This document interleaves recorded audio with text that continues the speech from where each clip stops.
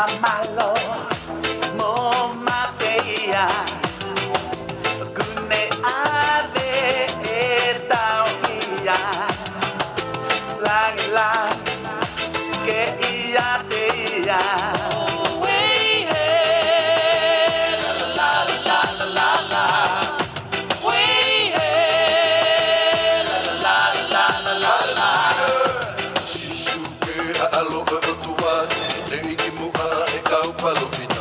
LOTU'I he tolo ko peteri he ma Ayanga kayo he Manoa si o no mohega Na koe tuyo na tui O e kio na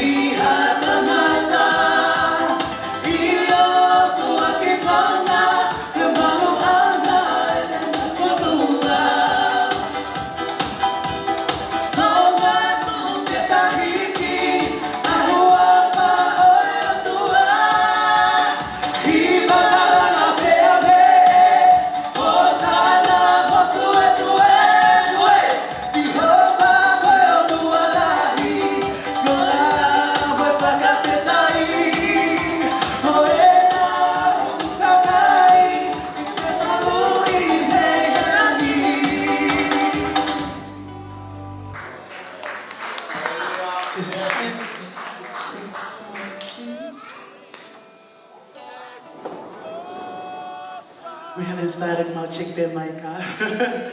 Amen, church.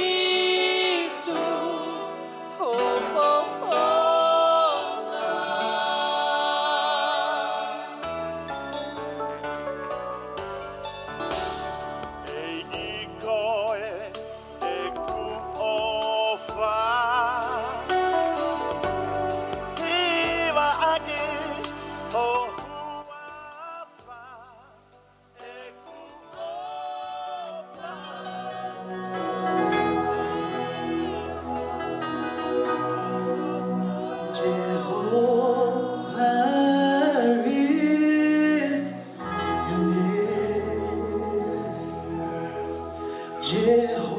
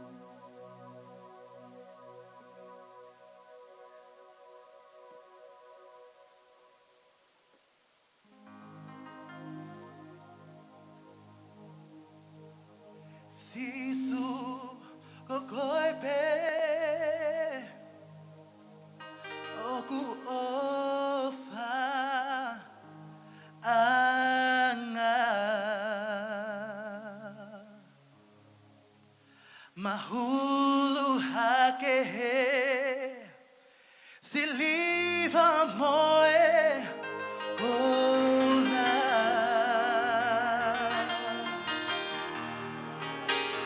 Kamawae Moipea Mokoe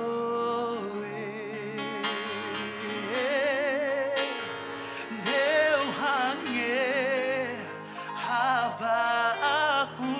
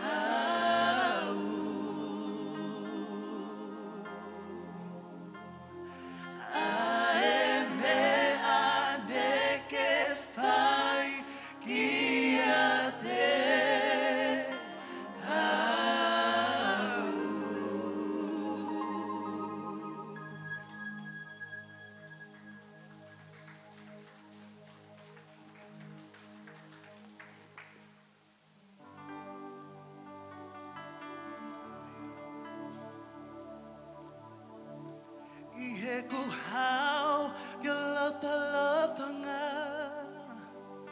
Hoa tuho matapa Iho afio anga Kumamata ke fofonga Do ilo ai o fotunga LIUFAU Toki hiva aqui o pehe e recuhau que la tonga rua tu romataba e ho afio anga kuma mata que fofonga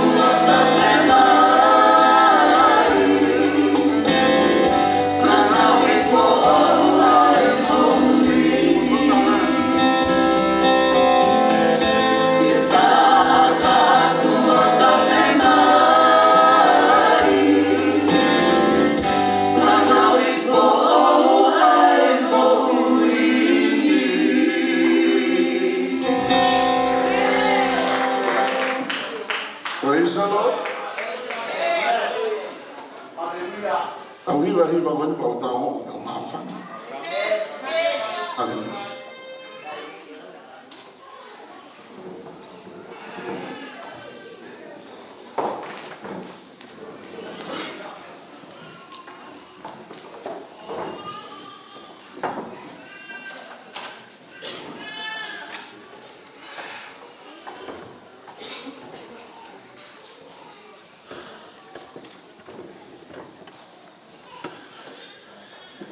Amen, amen. God is good all the time. Okulea Sihoma, Manoa. Amen. Can I get you all to rise up to your feet this morning? Amen. Who's ready to praise the name of Jesus? Amen. Amen. In the book of Psalms it says, taste and see that the Lord is good. Amen. I know God has been good to you. If God has been good to you, wave your hand in the air. Amen.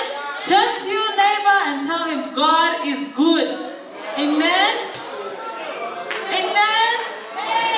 Welcome to our final session, to our morning session of our Pitiesi. Amen. It's been a pleasure having each and every one of you here to celebrate such a milestone for each and every one of us. Amen. Amen. Welcome to the people online. Welcome to you all. Amen. Who's ready to break some chains today? Amen? Who's ready to shout the name of Jesus? Amen? If God has been faithful to you and your family in every season, in every moment, amen, let's worship Him for 5 seconds. Amen? Let's worship Him. Thank you, Jesus. Thank you, Jesus. Thank you, Jesus.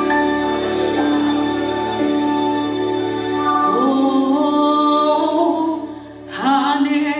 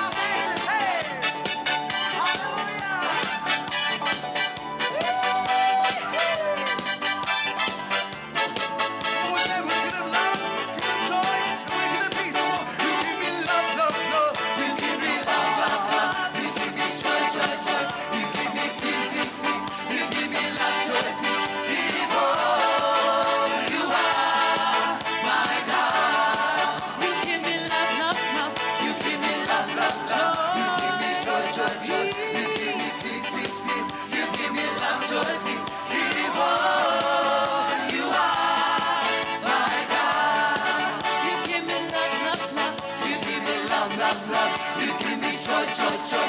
He give me peace, peace, peace. He give me life, joy. You are my God. You give me love, love, love. You give me love, love, love. You give me joy, joy, joy. You give me peace, peace, peace. You give me love, joy.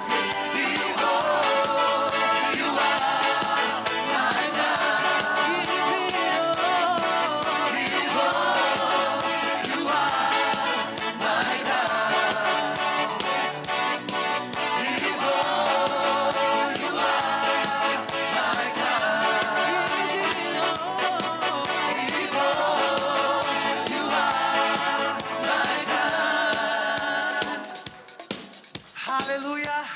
We're not tired enough. Amen. This is our last day of our fellowship.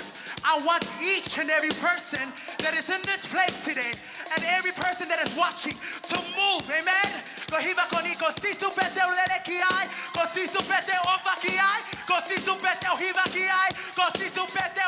Amen.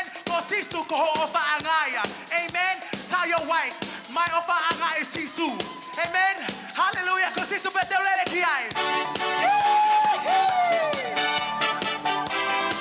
Church, we're going to give all the God the glory today. Amen.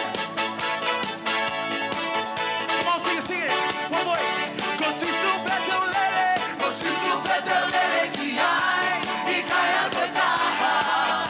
Come on, again, let's say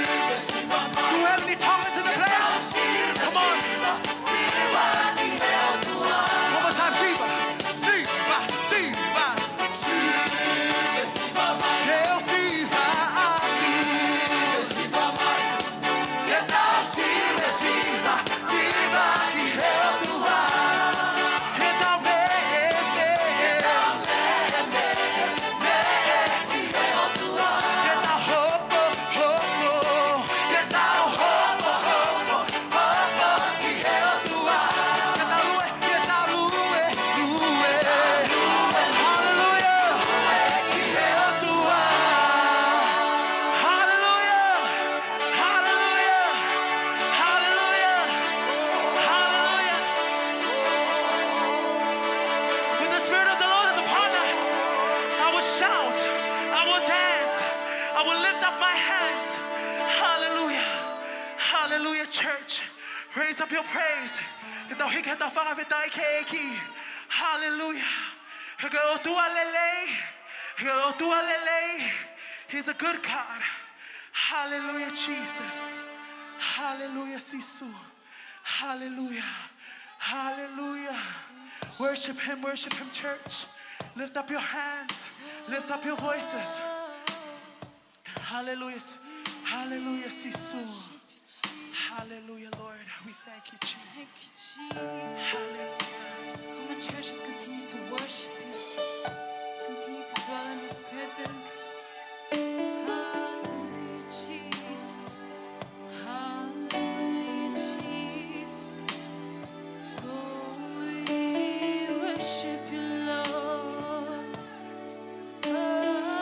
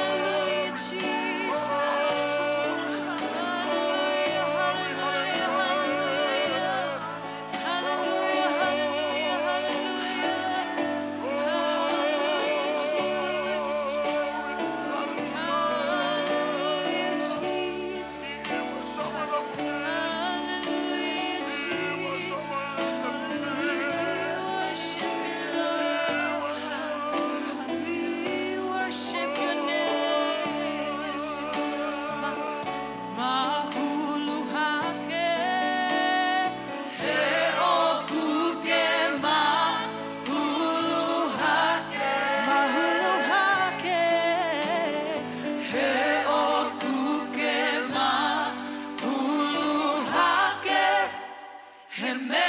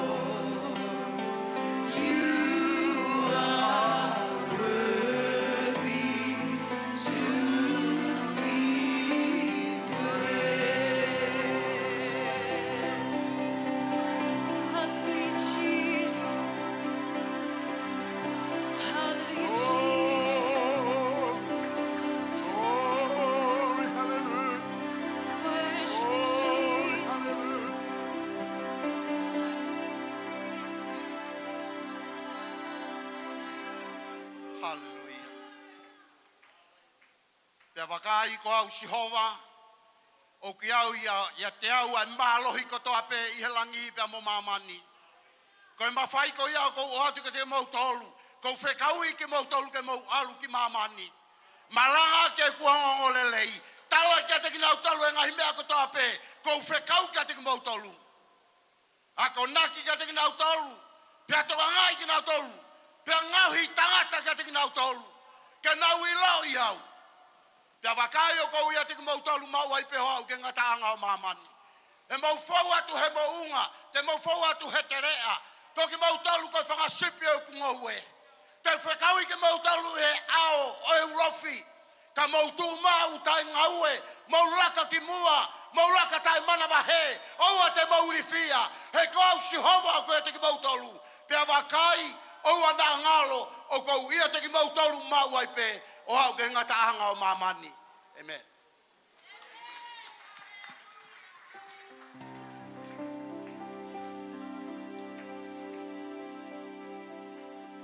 Hallelujah, church.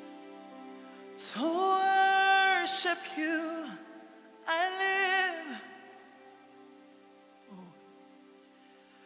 To worship you, I live.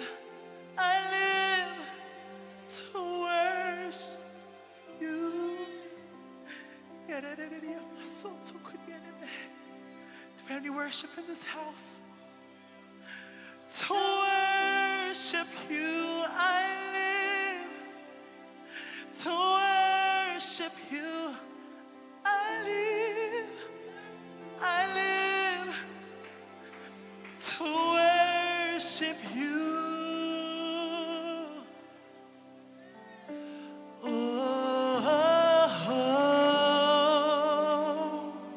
Come on, let's do the cry of glory in this place. Oh.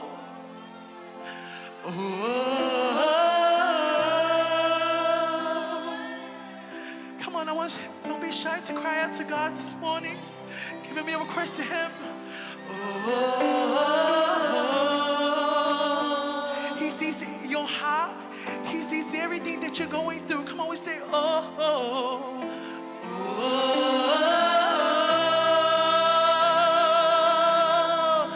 Come on, church, let's cry out to Him this morning.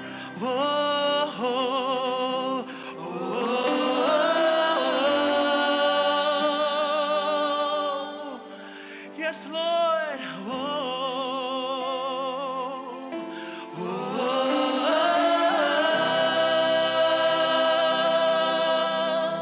Come on, we'll say, to worship you I live. To worship you I live. To worship you I live. To worship you I live. I live to worship you. Come on, God, this is what we were created for, to give Him the worship. We worship you, Lord. To worship you I live. We worship you, God, this morning. To worship you He is here. I live. Elohim is here. Elohim is here. He's here. Come on, church, let's lift up our worship. To worship you I live, yeah. To worship you I live. As long as I'm living, as long as I'm breathing, Lord, we're going to worship you, Jesus. Come on, church, let's worship Him again. Come on, sing one more time, sing it. To worship you, Lord. To worship you, Jesus. To worship you, I live. Yeah. To worship you, I live to worship you. Come on, let's sing it one more time, church. To worship you, Lord. To worship you, I live. As long as I breathe, to worship. As long as my faith, as long as my family is strong in the Lord, I'm going to worship you, Lord. As long as my family is here, I'll worship you, Lord. Lord, I don't matter what they're looking at. I don't matter what they say about me. I don't matter how many people is here. I want to worship him. Yes, Lord. To worship you, I live to worship you. Singers, can we do that one more time without the instruments, just the voices, 2 verses? To worship you, I live to worship you. To worship you, I live to worship you. Just the singers, just the singers. Church, let's sing this one more time. Let's declare in this place. To worship you, Lord. To worship you, I live. Kita ni makiaki this morning. To worship you, I live to worship. Come on, church, let's sing it out. To worship you, Lord. To worship you, I live. Hallelujah. To worship you, I live To worship you. Hallelujah. Let's give a clapping offering to God. Hallelujah, Jesus. Thank you, Jesus. Hallelujah, We Jesus. worship you, Lord. We worship you, Lord.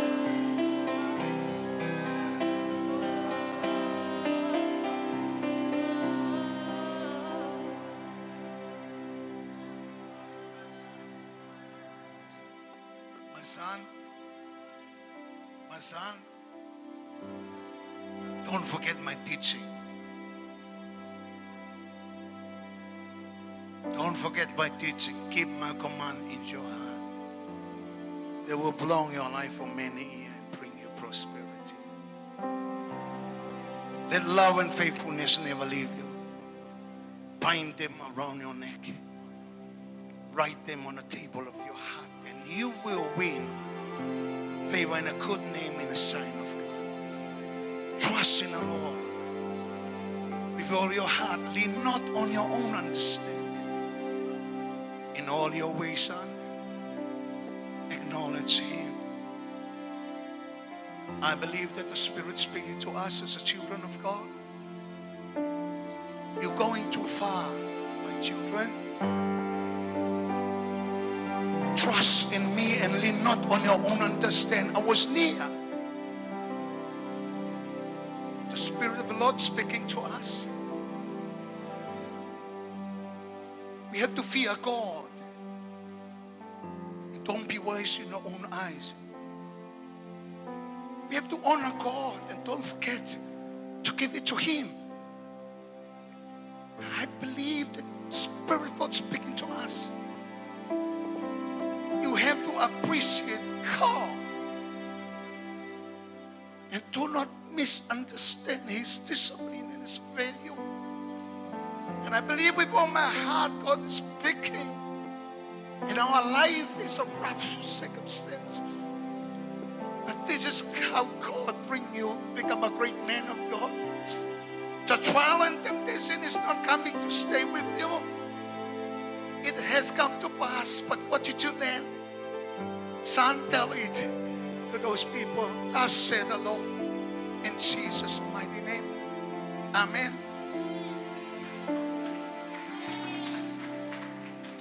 Church, hallelujah. Father God, in the name of Jesus, I declare to your people, Lord, that your favor, Lord, and your goodness and your grace, Lord, shall overflow in their life, Lord. We thank you for your presence, Father. We appreciate your love, Lord. We're grateful, Father. This is our prayer and this is our worship, Lord. We give you all the glory and the honor that the mighty God that we serve belongs. In Jesus' mighty name we pray. And all God's people say, amen. Come on, let's give a hand for Lord this morning. Hallelujah.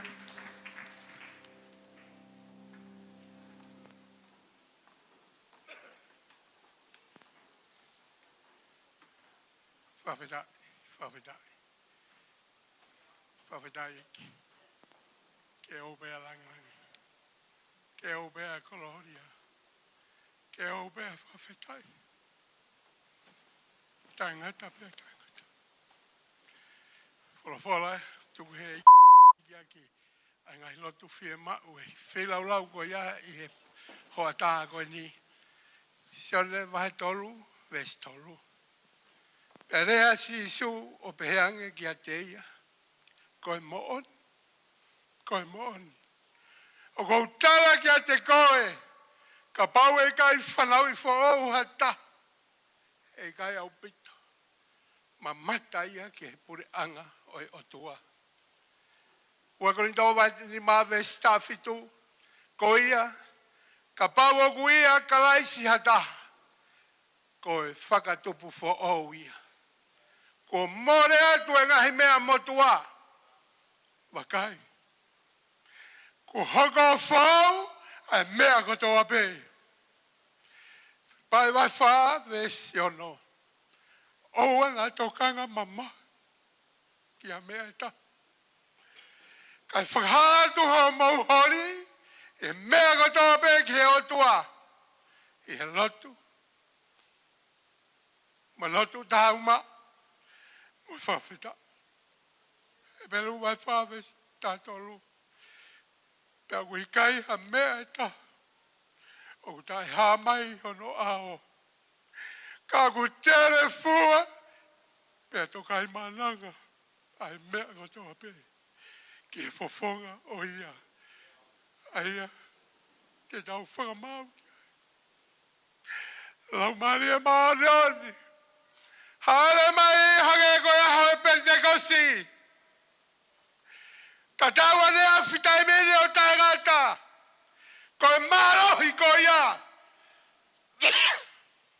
Kui kai tori riu. Ma FIEMA'U e lau marie. Ma onioni ai marohi ko ia. I he o ata koe. Haere pe koe lau marie ma onioni. Whai teri. E koe aho. Koe mea ia e aho.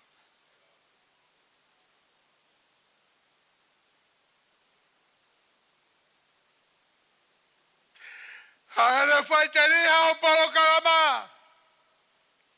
Mau tui o lotonga.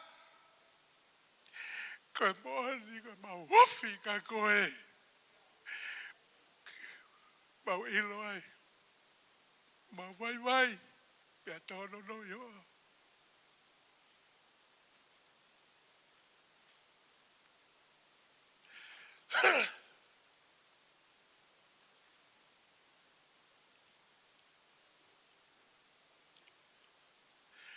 Lau mari maanoni. Koe mau tango tu, moe mau tu. Tamai o fofola. Tere fua ia ki o fofoga. Ngai lotu FIEMA'U. Eiki koe mau tango tu atu. Uke a fio. Te kai ke hawa lea. Te kai ke hawa whakakaukau. Te kai ke hawa lea ho mautu. Uke a fio iki mau tu. Koe o tua koe uke ngahui. Lake ngahui ki mau tu. Koe o tua koe o loto.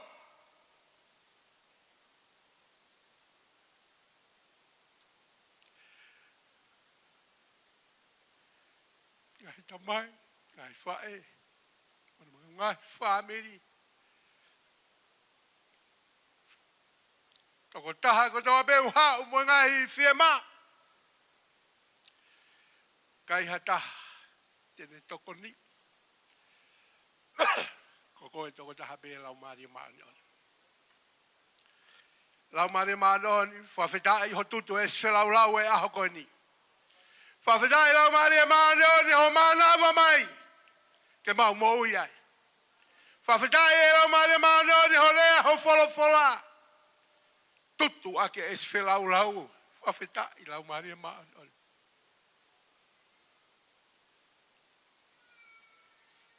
Lau maria maanioni. Toko ni iki mau tolu. Ke mau whanau I whaou.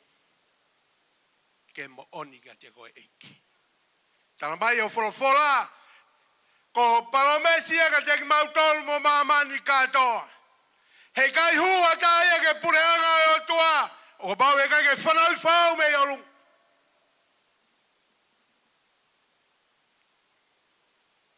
Tamai ho folofola he a koe ni. Koia, ka pau o ku ia, ka laisi hataha. Koe matu aki whakatupu fo o ia. Ko mole ngai mea motua.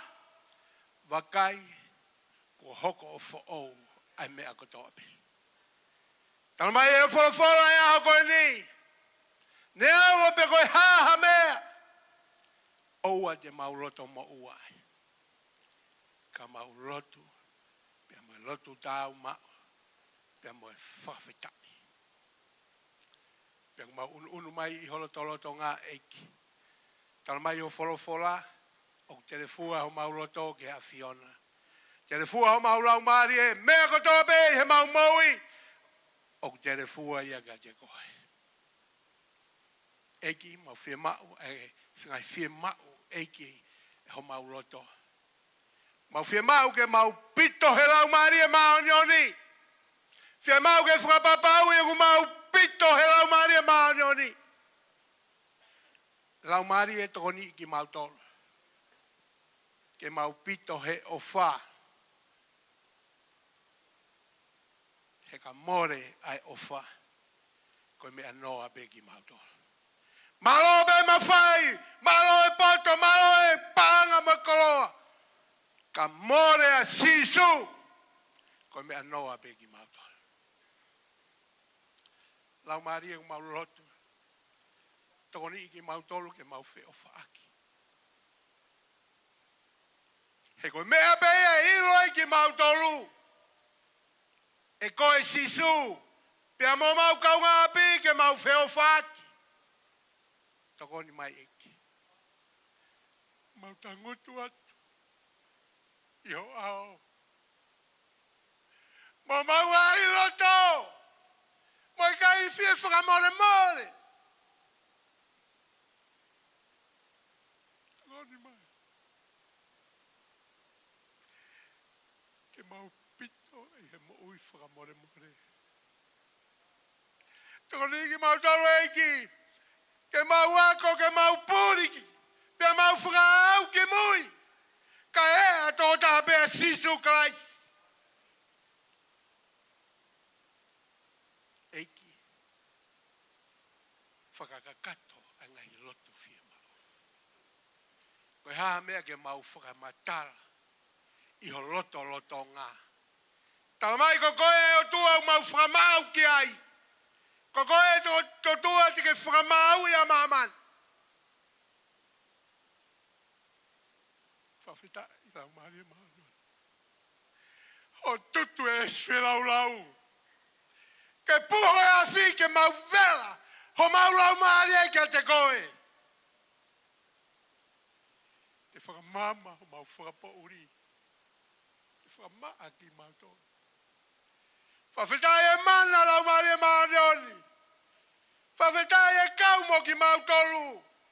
Whawhita e tāpoa ki kotoa be.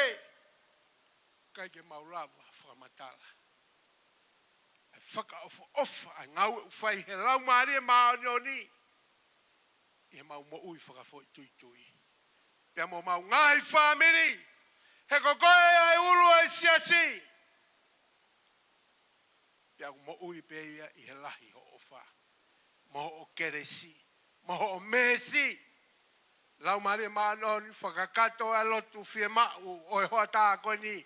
Iho siasi. Mau FOAKI atu ki mau tolu. Ki ho ao eki. He wikai ke puri hataha ke a Fiona. Tokoni ki mau tolu eki. Toenga e mau mo'ui. Ke hoko pe koe mea ngāue. Koe kau sewaniti tae aonga pe ki mau tolu. O mau whai mea ngāue utotonu ke mau whai. Tuku ke langi ia toko taha be I he mea kotoa be I he toenga e mau moui.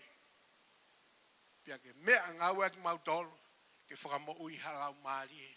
Lau maari maanoni tonge wholofola e aho koe ni whai ake hiki whelau lau o lotu FIEMA'U ki ho mau lau maari e. he koe mea kai ho maulau marie, fufui ai ho mauloto, ke oana mau whai anga hala ki a te koe.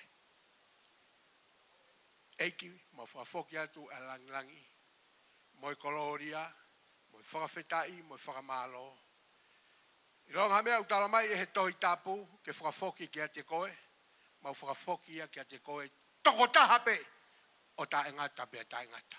Mau lotu moi whakawhetai, wawha eko si sukalai si ko alo, kako mau whamaui. Amen.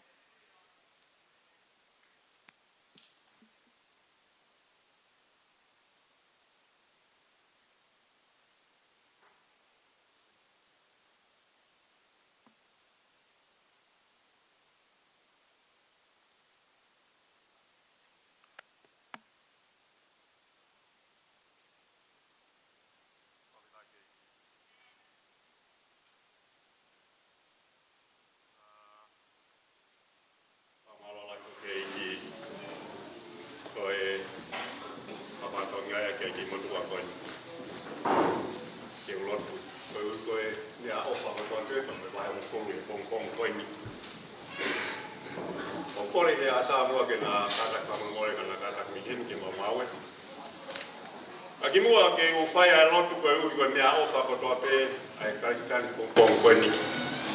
O kia ke aki wholofola o mahi o tuaka te au. Ke tuku kia ho whakau ki mua. Ka ke toki whai ko ofa ki he otu. Ke kua whaki au. Tolo tala mai kong koe ni. I he wholofola koe ni malakai ka koe wahe tolu. Pia koe vesi palu. Moi vesi wholofola pe ka moi wholofola pe ke mahi ke koe ki ai. SITILANI. Ai aku pehe no wharea, e kaiha e tangata me he otua, aku o mou kaiha a mia te au. Ka aku mou pehe, eki mou tolu kua mau kaiha a mia te koe, ie ha. I hono bahe mo fulu o e mea, mo i ngahi whiri lau lau. Whaapetai la.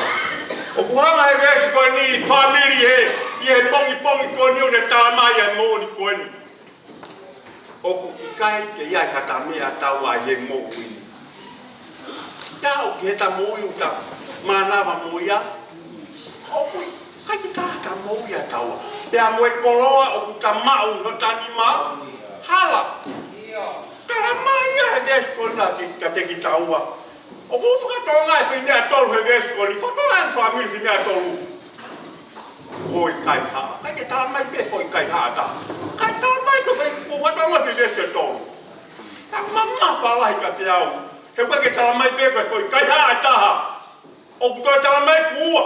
Toi ta tala mai tolu. Mahino ka te au ku tō mamma wha kia te au.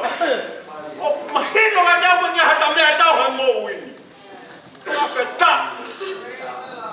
Hanga he kula mahino mai ka te tau a Kristiani. Koe hao whakau ke Pitiesi kone o kou rau ki ai, ko koe i me ia pia moe o tua. Ko au ka whahako whatongia.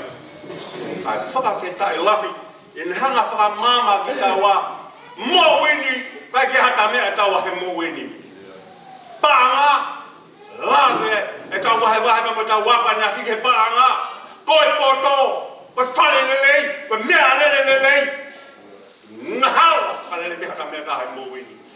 Whawhetai koe ta mui leleni, ka ia he aho te ta maperu ai, ka koe aho ia te tala i ka talani, te talani whewhe. Whawhetai lahi, koe taimi lewa ia te na tala ki taua, taimi ta ngāwe na ta whai kia. Tala mai he wholwhola koe. Whafoki ki taua. Ave taua e mea e otua ki he otua. Te ngata mea taua ki te mui. Whawhetai lahi, ki mua. Te lava te o maasani, tana ke mea osa pa mbahe o fulu. Te whai a lotu. Koe uko mea osa, whakitai la. Kore ke kau kiwa. Nau mai mua hiwa, tana ke mea osa o koe. Kataka te o asa, o tana ke mea osa o koe. Hallelujah, whakita. Māloi. Māloi sisio.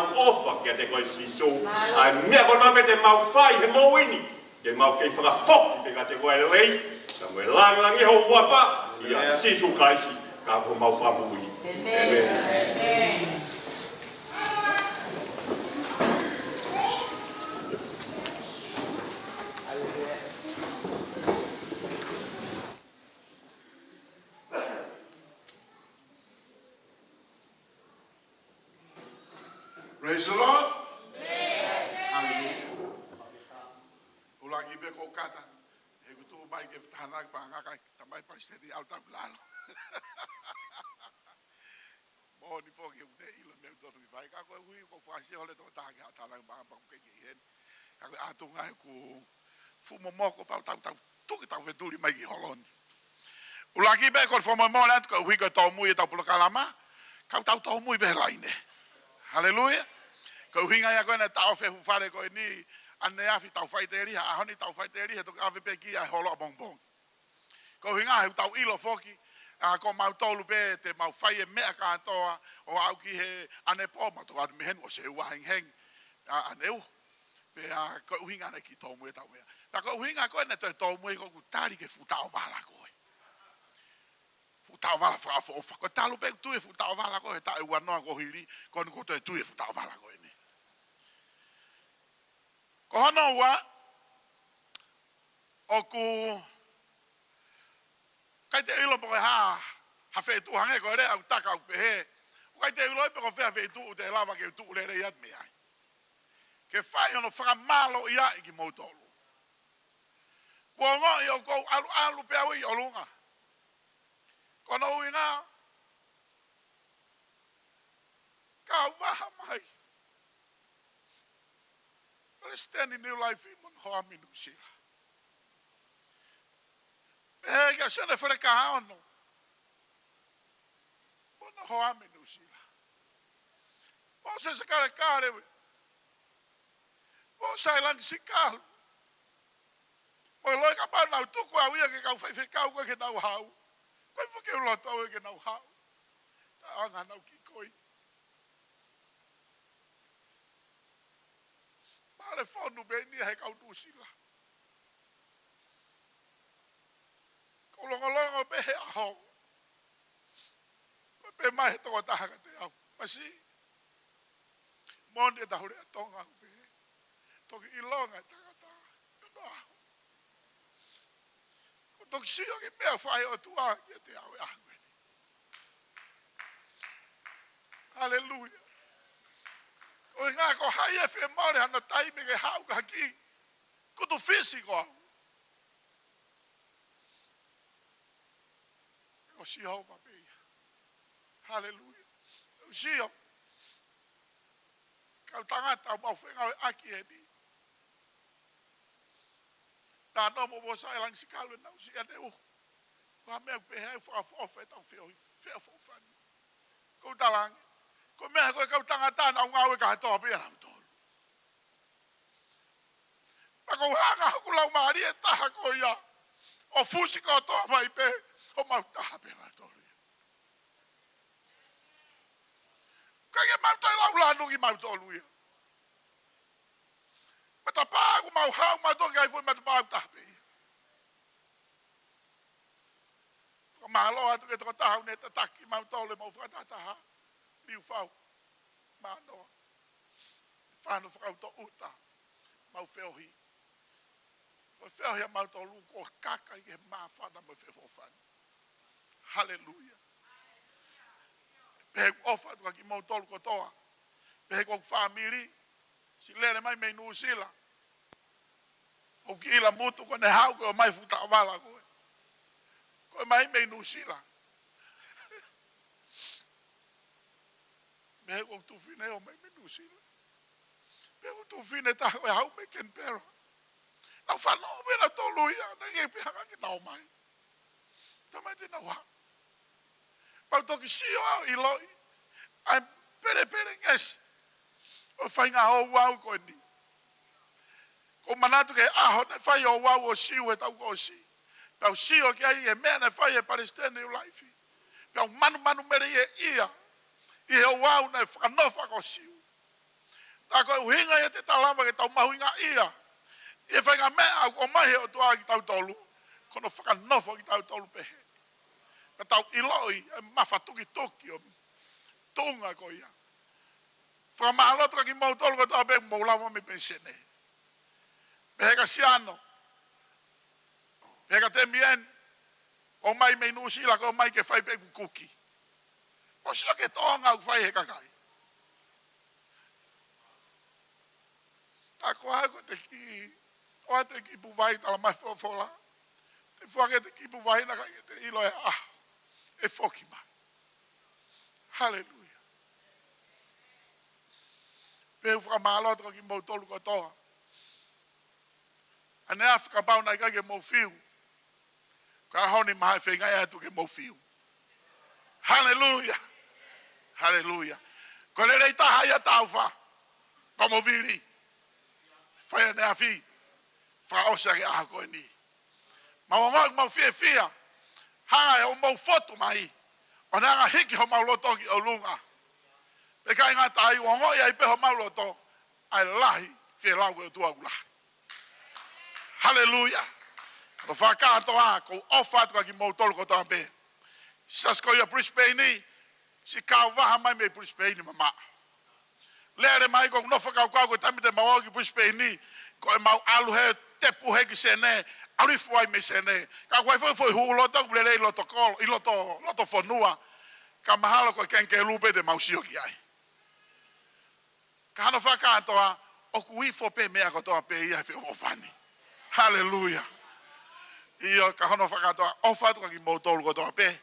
Mo si lava mai ko we aha ko ni ko tai le ki mo tolu me he sounds of worship hanga ko fuhingoa na tamahe pariseni e hingoa lolo atahani mamani ko tangi ai fa ope ko fuhingoa ai ha ope ia ko sounds of worship Getsemani Tongen AOG Melbourne.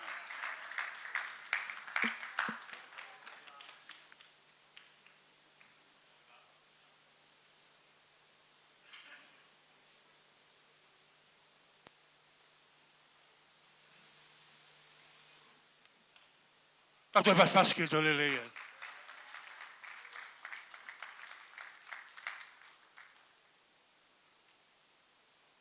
Koe whamana pere si tau taula tau ngā i whanongonongo ko ia ki he mahima ko ia ko AKOSI, whatau ngai a ngeia tau teu atu ki ai ki AKOSI, hange ko ia ko taimi ia ai New Wine ki AKOSI. Amen. Kei ngata ai ko ahau au no, ko ahau TANAKI ia, watonga ia ko polokalama ia iu, i he po TANAKI, pa ko ahau sāpate ko tau mawanga keresi ia. Amen. Whamanata nui kati ki tau tōru loto mawhana, ai kai ngā lotu koe niu ai ne, tuku pe koe ai lotu, e kai ki toi aluko mou api, te tau ki pāwhei ai pe ai. Ta paspas ke eiki. Hallelujah, hallelujah. Keke ngatai pau te watai peki o ka topa ki e saskoi Faifekau sea. LIUFAU Manoa, whatonga iangi ko o ka topa ia. Pe ko ato e whakamalo lahi ka tik tau tolu kotoa pe, ai ko lava e nau ngai whakatahataha. Ai ko lava lele ia saskoi a siu, pe whaki ke SIKALU, pe ko tau heni ia Pitiesi. Tapas paski heiki. Ko tau ngahi ngā aua ia ko lava mai, pe ko toi ni ki tau whoki ki se le. Amen. Ko whakamalo, pe ka tiki motolo ko tō pe, i ngahi ngā aua ko tō pe tau whai, ko tau whai peke langlangi ia e eiki. Amen. Whakamalo atu ke kau Faifekau, pe atu e whakamalo lahi ke kau taki uf ko tō pe. Tapas paski heiki. Ngai ngāwe lelei ko tō pe umou whai, mana tu'i ko umou whai ke langlangi ia pe eiki. Hallelujah. Pe whoke ko atu e whamalo lahi ke kau tak ko tō pe i he ngahi mea rea. Amen. Atu e whamalo lahi, ui ako teitewa ngahi hiwa, ke tau o mai o worship ai ke otua. Amen. Tapas paske eiki. Ngahi ngāwe lelei ko tō pe tau whai, ko tau whai pe ke langlangi ia. Ai eiki. Amen.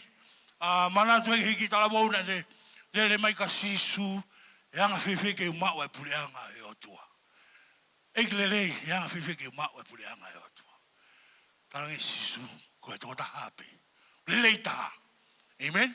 Ko koe pia moau, ko hae taki ngāwe lelei o pai. Ko tama peke awe ki ai. Ke langlangi ia pia e otua. Whamaloa te timotolu tau heni pia mo Faifekau vaiola. Me hi puspe. Tapas paske eiki. Ko tahane Faifekau pe puspeni, ai AOT, whatonga iangi, o hune pole ke hu mai ki loto. Ke tau soini. Tapas paske eiki. O kui kai khatau ngāwe, koi ngāwe ai otua. Peke langlangi ia pe ai otua. He mea ku tau whai. Hallelujah. Ko ki whanongonongo pia ko mau, o ilau pawe ki te whakbai, ko tau eiki. Amen.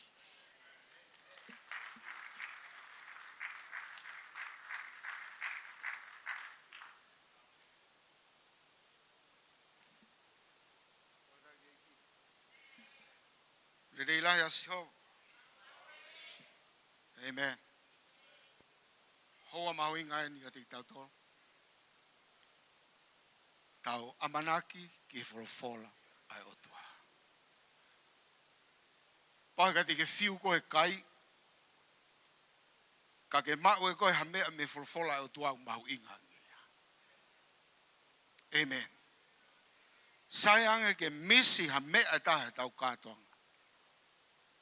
Ka ona ke mise wholofola ai otua. Ki mua ke whaafe i ai Faifekau ki ni Malanga i wholofola. Whaampe ke omi ai wholofola ai otua ke lau i ho tau hao-haonga. Whaafetai ke eiki. He okpehe e sihova. O kui kai ko ho mbou ngahi mahalo a eku mahalo. Pea oku i kai ko mo ngahi hala a hoku hala, ngahi hala. He kuhange maolunga hake ai ngahi langi me he mamani. O pehe hono maolunga a hoku ngahi hala, pea mo eku mahalo i ho mo ngahi mahalo. Pe hange oku aluhifo ai uha, mo uha hine hina me he langi. Pea i kai toe foki e ki ai. Ka oku whakaviviku ai kere kere. Whawhida i ke eiki. Pea ngauhia ke tupu mo fua. Koe uhi ke omi me iai ai tenga ki he tangata tūtui ai tau sio ki ai i ahoni. Pea mo e mā ki a te ia oku kai. Amen. E pehe pe e wholofola. Aia o aluatu i hok fofonga. E i kai foki ta e fua kia te au. Ka e lava ia. Aia o kou whaiteriha ki ai. Pea e monu ia ia. I he mea o kou whekau ia ki ai. whawhera i eke. Amen. Kore tau haka pasipasi, tau tatari, ai tangata malanga ko ia o aho ko ni, vei Vosailangi, SIKALU. Kene o atu e wholofola ai otua, mai te tau tolu. God bless you all. Amen.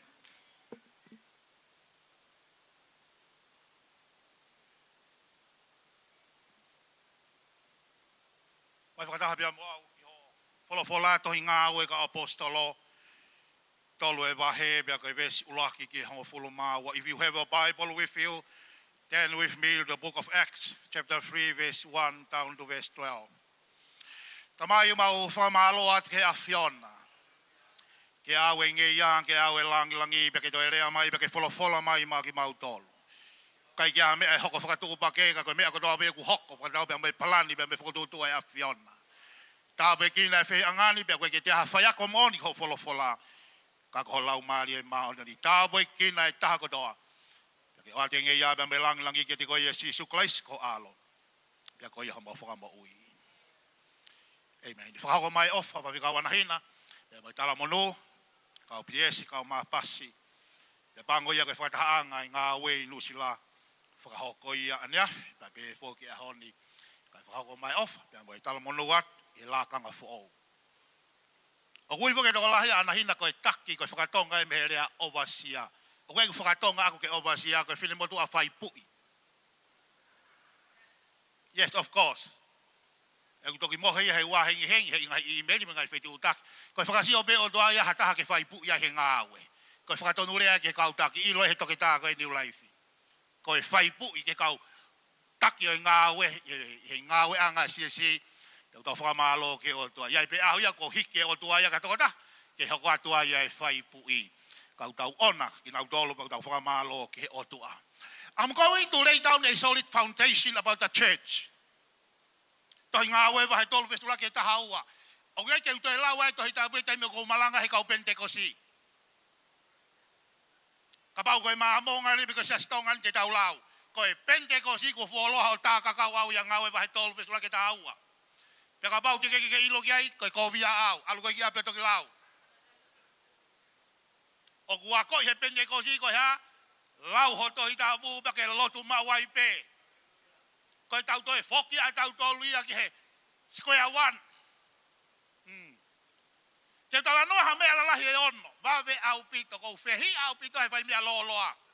Salt, sweet and fire, whakatonga, ai ke vave, ai ke maarie, ai ke tāpuaki. He ku āsi ngai ne loloa mo ne tae ori. Toi ngā ue pahe tolu vesula ke he tahaua. Pe aluhake a pita mo sione, ke feitua la o e lotu ke tempare. Kou sa ia heki foi konga phrase. Ko pita pe emosione. Tarangi tamata paki. Ko pita pe emosione. That's the power of connection. That's the power of partnership. You need to work together as a team. O kai ko pita be, o kai ko sione be ko sa ia he pita be emosione. Ko Luisa be Moana, ko Davida mo William. Sound of worship. Kai ke toka ngau be ko ha ho toko lahi. Ko toka ngau ke power of connection, power of partnership. Sendi si su e toko fitu noa, ma tiu hango vulu pia sendi tau toko ua. Simon says tau toko ua. Talang ke tamo tawaki, Simon says tau toko ua.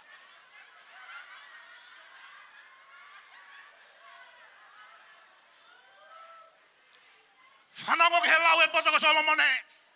O kulereia ke toko ua, ke toko taha. Pia nā moe o tua i hene sioki i teni. O kai ke lerei ke toko taha pe tangata. Te ungauhia toko taha ke ha. Ke o atu ke connect pia moi. Don't isolate yourself. Lereia ke toko ua he toko taha. Pa beleba e Solomon hene advice. Ka toha toko taha. Kue tama taha kutu ke hake. Pusi hake. Koe tā bua ke toko ua koe ha. Helping each other. Peka bauti ke taka toko taha pake tohe luo. Koe tene toi fusi hake koe.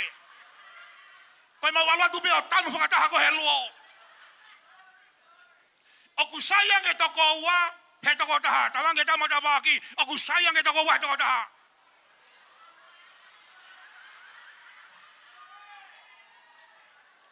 Yeah, two are better than one. Koe taimi koe teke tauni ai. You need someone to help you. You need someone to lift you up. Don't stay alone. Stay connected. Hallelujah. Koe taimi ke to lalo ke FIEMA'U koe ke kabakof mi wato kota. Ke ne watu ke te koe halea ikuna. Ma ke vai ono wa koe motua nai mahakitet. Koe monuia mahakitete koe ha. Koe foi friend e toko fa. To lift him up. Koe monuia. Oku FIEMA'U koe ke koneki koe kia friend. To lift you up. He ka pau hei kai. Ko tete be he palikio. Tete ai be. Peke hike be ki vai tok. You need someone to lift you up. To give you a word. A word of life. A word of encouragement. Kono hinga usaya toko ua toko taha. Salamai Solomone, koe totongi koe ngā we sayang e wahe koe toko wā. Ka pau koe wahe toko taha ku fitungi au koe wahe toko au fia tae whange au. Oku sayang e outcome koe ola toko wā, oku sayang e toko taha. Te talamai lea wahe Solomone, takata malanga wahe wha. Koe tā koto e toko wā ku maa whana. Oke iloi e uhinga o ke mokosi ai, ko toko taha.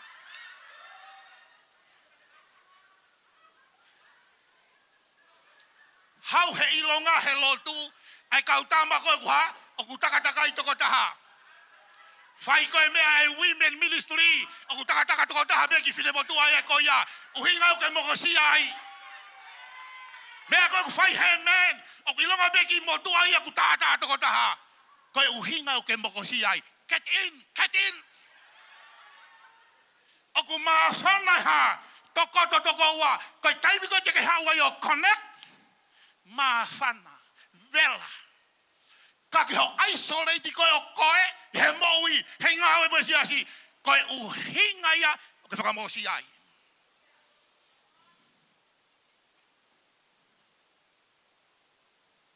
Whanongo ki he whakamatala te tolono me, o ku tūri he toko taha.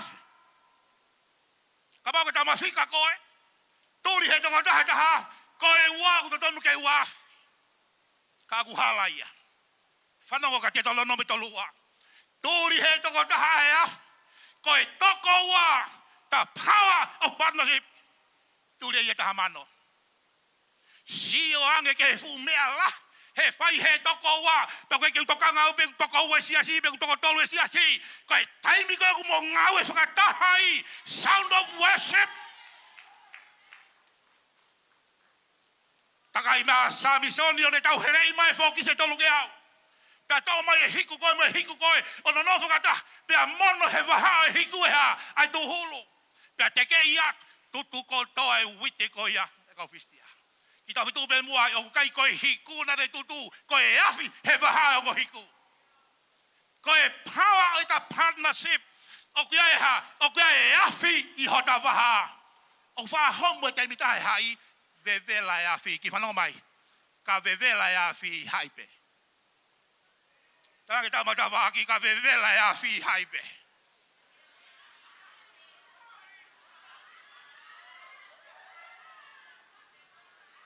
Lau ho tohi tapu, mea se nes ka whakaha. Koe monu manu koe FOAKI, koe monu manu mau. Kone toki hoko ni o tāpua ki hene hai.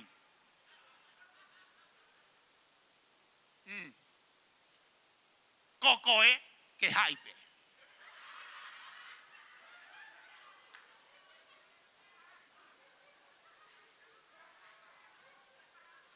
Koe taimi o ku homo e hai o alu e FOAKI si. Ka pate batonga e maui, tatau katoa pe.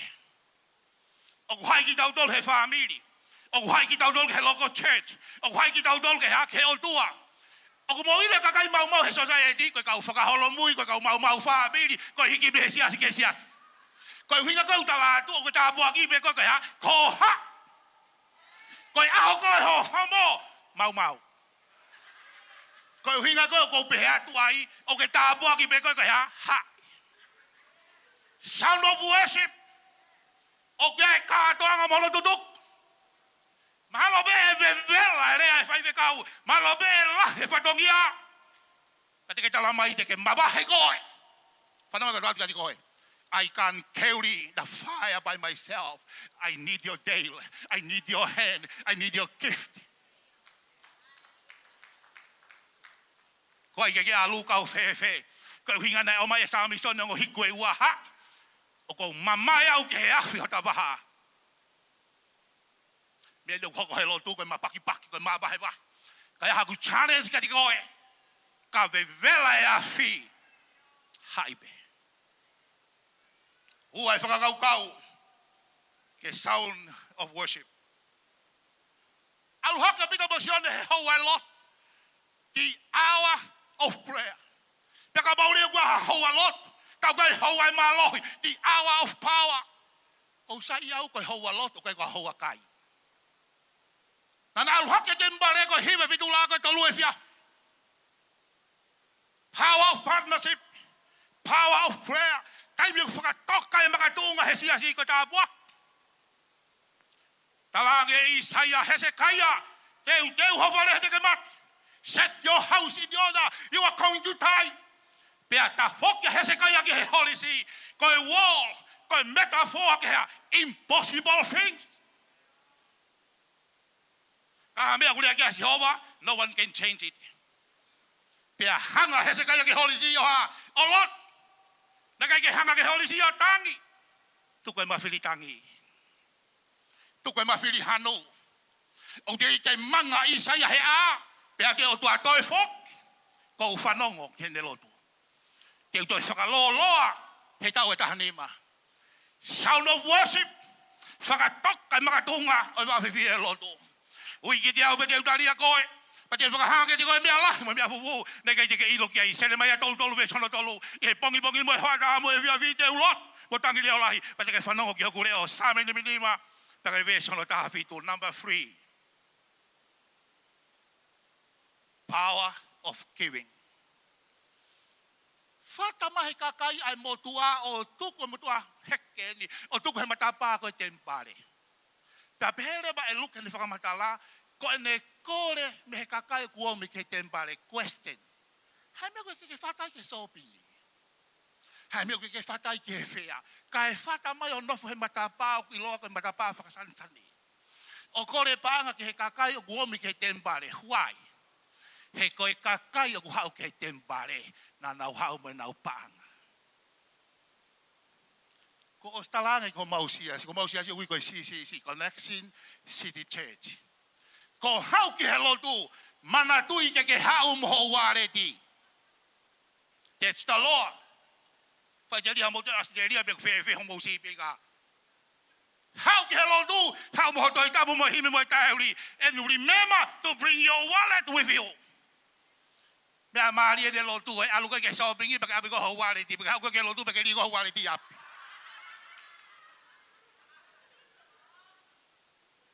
Ko si never. You ten hemo do way you fucking up. Sai be ka ba te to mu me ke lotu ka to mu me la ke baka ma hawaliti. Faka ba e hawe mo tua o tuku be me matapa o si e. Ta e paanga mo ni pe mo tua ko ma tua wo ke lo tu ya paanga ia. Ko mo hau ki hoku ao ko tala ia te tolo no me. O e how empty handed.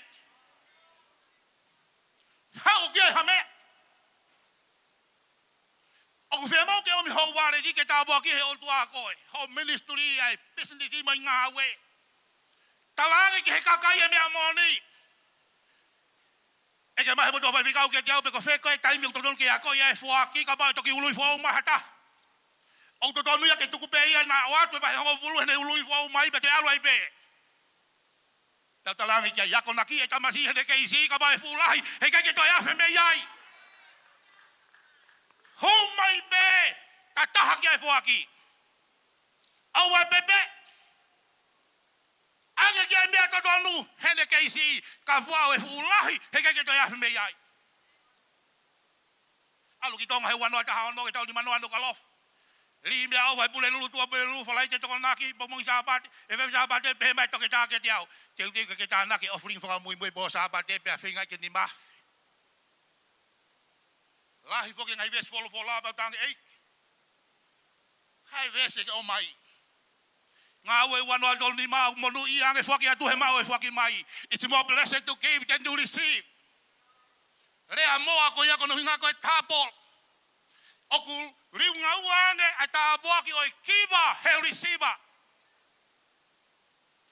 kabau te watu ke habanga ni manoa ko receiver ko halau ko tapo ni manoa ko via te au oku unseen te au because we walk by faith not by sight.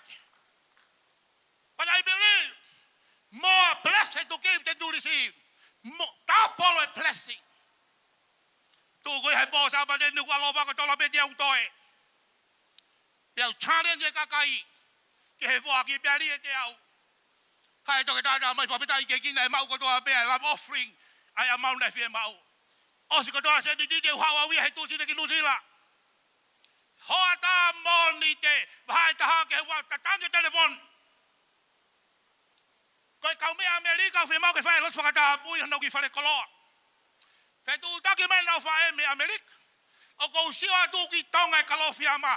Ta tu ki ai ke do lot. Mari e ko tu ai. E fia fi be ono ma pe tu wa na hila bai los fakata pui ki FALEKAONO. Malo be ko si mate dai mini. O si be ko lo tu. Pe mono mai ki me afa ko kaloni mo sila. Ko mahua tu be heka ko be kana ila open ti el belo ko wange au hesila la ti po sa ba de na guli e te au it's more blessed se ke mari o tua ko kumi hata ma ke le fakata bu ki FALEKAONO pe tu ta ki me Amerika ke ka me a ko SIKALU ena heme na poni au te au he ko au na ku tu inu ka lova o tikire follow tua it's more blessed to keep than to receive. Okay la me ke FOAKI o ke tala ma ke ha you don't like it okay ke sai ko okay ke FIEMA'U ko ri ko ni mangi ko tala ma okay ke FIEMA'U ni ma FIEMA'U ko fia tahafe ko tapo ko ri ko te au ta mai ko ki sai te au sai fia he wange au ko na guri te au o si mau mai o tu he mo ni te ke ha ke wa te ho wange au o te ke mama he FOAKI e ke mai mo tu ma mo ke te au ha me ko pe ha mo si asi lau ki be follow pe ta mo ki hi ba ki fa lau mali ke fa ba ko fulu ta me mo tu ko ma mo ngau kai ko te hua tu pe ma mo nga to ki sila to ba ko fulu o mo lo ke piso pe ko pe at ka pau e fai pe pe ni ko si ga pe ya ta FOAKI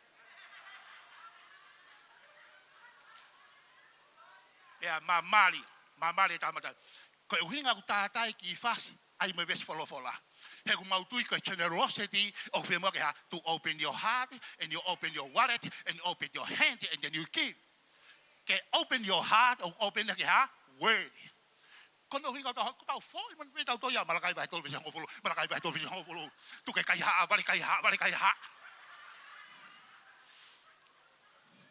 we try to unlock your heart. When you open your heart, you open your hands. You open your wallet, open your hands, and then you give. Uhinga na fata mai ai. Ko nga ko kakai ko na ko tempare. Na e na ume. Nega ke abi ke shopping, nega abi ke fea. Fata ke tempare. Ko sai ai fakakau. Fata mai kau kore ke mata fare. He ko kakai wow ke sound of worship. They bring their money. Number 4, power of focus. Piate pitamosione. Look at us. Siomai. Piako fahinga sio. Expect to receive something. FIEMA'U focus. Ngawe bahana ulaki mau haka sisu. Pia tu e kau tamau mau sio ya sisu. Pia pulia sisu ka hot mau sio ya fukonga ao. Tokolah he kakai na ke mo sio ba ke focus ya sisu pe alu sisu ka ke pipiki ko ko ngao need to fix your eyes upon Jesus. KOTOA hila ba ta be mo pita ke matangi stop your journey and you go down there. Fakamama O kai ko Pitiesi mo pas. O kai ko fellowship. Whakamamau ya Jesus Christ. Look at us. And he expects to receive something.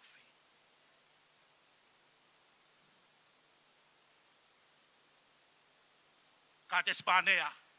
Fekau e toko tahawa ke alo. Foki mai split. Hongo fulu. Nai whakamamau e na matahe ha. Saya niti. Koi toko hua nai whakamamau e ha. Fuinga karep. It's up to you. Kahamio ke sioki ai. The giants or the grape. Fix your eyes upon Jesus. Number 5. Nearly finished. Siliba mo ikolau ke ma. Kakoyo ko mauti wa ke ko wapo si Christ. Give Jesus to our nation. Evangelism. For evangelism ya kula no mau hala. Sai au pita ko tama di ulaifi ta imagino ke kau AOG. Ko ya ngai ne mahino ko kau AOG, Assemblies of God. O pehen na ulau ke foi vesi. O hinga to pita mosione halau he pang, halau he koula, halau he mesiniba. Only Jesus, hallelujah. Only Jesus, hallelujah. Aya to hakime ai family ute pia famore more to ko halau he se di te luko. Aya te ki me ko famore more ko halau he koula mesiniba. Sisube. Fanong mai kau fakatonu tonuat. Saya obito be kau new life. AOT ka ba ke AOT. Fanong mai kau fakatonu tonuat. Oku halaia. Kau hinga to tono ne besi. Oku yai be ma kaula mai masiri. Ka kwai me ak mama. Oku mahulu hake ya he kaula masiri ba. Ko ya te mau atu. Mai lagi fahi ba tau fahi ba ki. Si su ko ko be ko fanga mahulu ha kaula masiliba alongawe ko ngawe ba ba no ba to kilau fakatau he ka kai hona wa yabi be ame ba nga ki be o ko saya ki foi fresh to nga ke luke na na utuku yo ive under their feet kaya hame ko under their feet o under their control o mai ki he va o ka apostolo ko ka takya di ka apostolo ko pita bosion Talmai Henry Briggs ke diau. Koi kaula kona hau me kau maki. Nei kai koi mei kaula. Koi puha kaula. Nei run ne military asi juga ke ha. Bang. Koi hinga tama ko siuta si koi tau ha. Tahi pang. Koi tahi panga nei ha. Ai panga. Ole vai fili ha tahi panga ke lagi ha pang.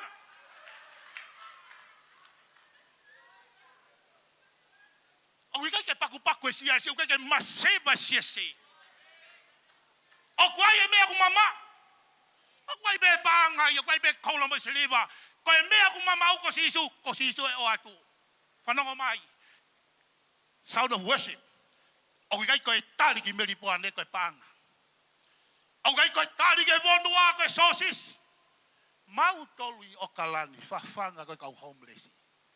Sosis he aholi sosis pongi sosis. Sai o pito pe sosis. Give them Jesus. Community. Koi nau atu ngahe kore. Talani ki meli poane. O guai be ku kaula mai ku seriba. Ka guai e mea ko FIEMA'U o atu. Ko siso. No fo ko mbotu a kore talamai. Ko fei pamatala ko awesi ko matapa fakasansan. Le fa palangi ko beautiful cake. Kapau ku pehe ai tu amatapa tu atempare ko itu aku ko beautiful cake. Aku ke pehe o fe alo to e futempare. Mau ke ako English e me ako e ko English ko good, better, best. Pe au mai ko fai ako ke beautiful, ta be mai leba kita masih ako me moi. Beautiful beautiful es. Pe mai fai ako na ku halaia. Beautiful, more beautiful, most. Kapau ku pehe beautiful ke fu matapa FAKA'OSI atu aya. Ko lahi tai kakai ko ha, ko ela pe tu atempare. O beautiful pe tu kai. Ko fadongi sia si ko ha. Take him from outside to inside. Ko tu atempare ko kore. Ko loto ya ko ha. Ko me Ko hallelujah. To e kakai mei tua. Ko kau mau lotu pe. To mei tua ki lot. O ku kehe atmosphere I loto. Number 7, for us. Power of worship. Mau ye tangata. Kana huki lot. Pea lele mai e kakai. Mo e nau mo sioa ia pita mosione. Maria vesta haua. E tangawe. Pea tua pita mosione. Don't look at us. We are powerless. Look at him.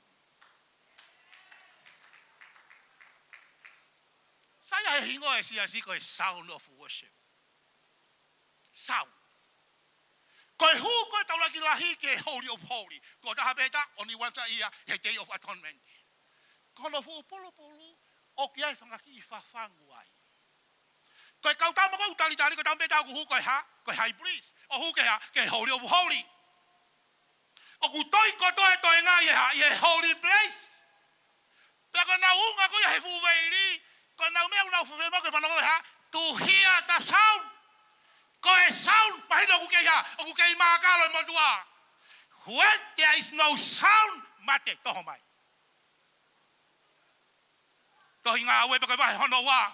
I he day of Pentecost. Suddenly a mighty rushing wind sound. I praise and worship. I love that. Let our neighbors hear the sound of praise and worship. Ko e sound o ku hinga ki ha life when there is no sound. O ku mahino ku ha Pentecost mate. O ku ki lahi Pentecost mate. Why? There is no sound. Pero kai ko sound longo a anoa ia ikai. Ko sound de ha. Oi hallelujah. Ko sound de ha. Oi whakapeta.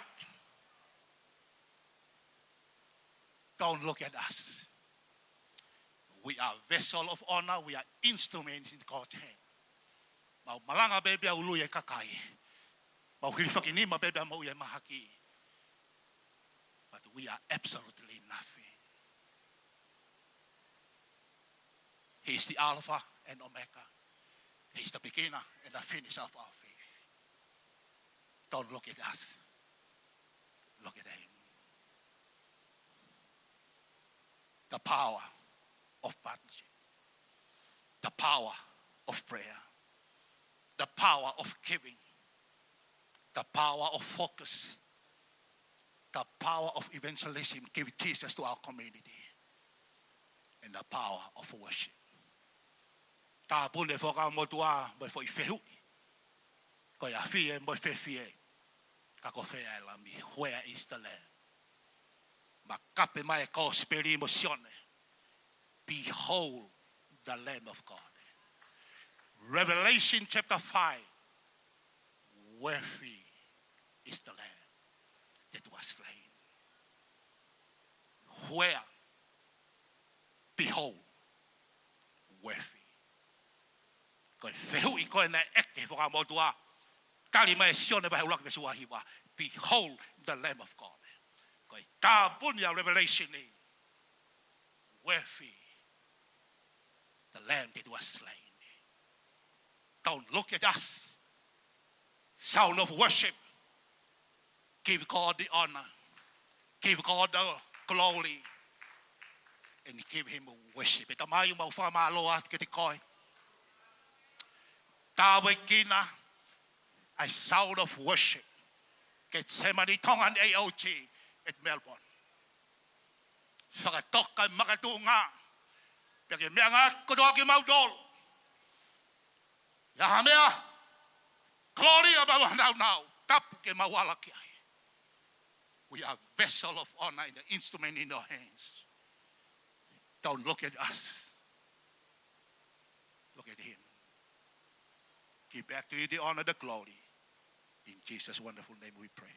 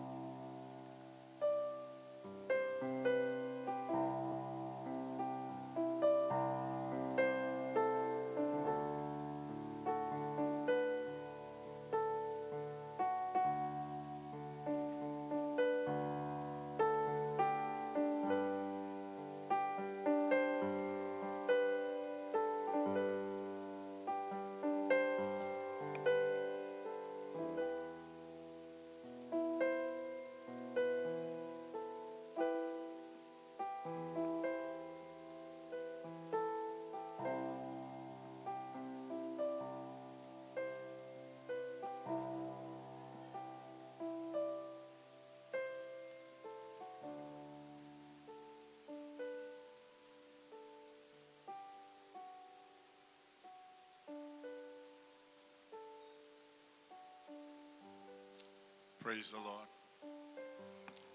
Taigeki. Amen. Mona with the man I love you, FFKAU.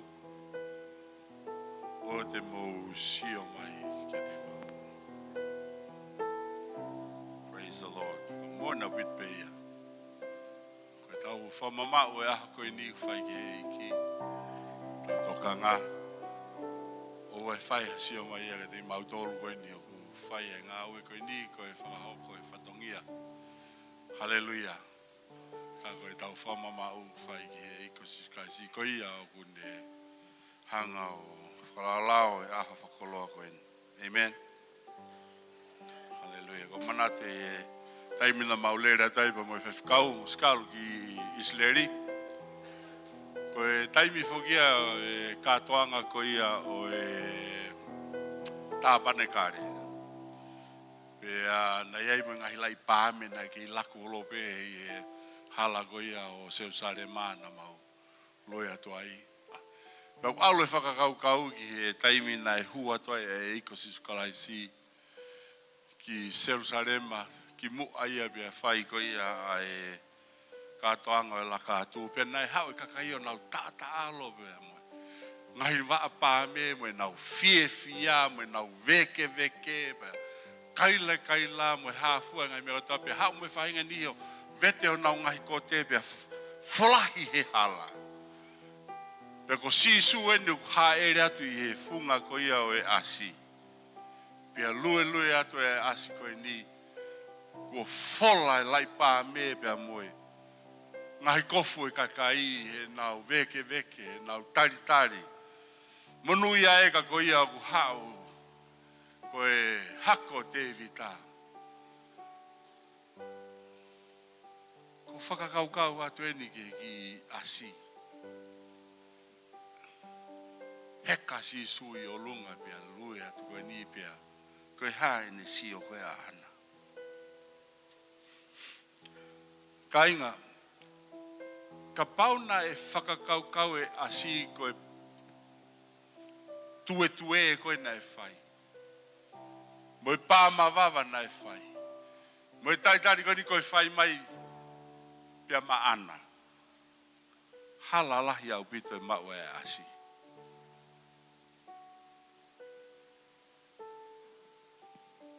Koe whai mai ema e tamakou heka i o lunga. Kau he pe e whai whatongia.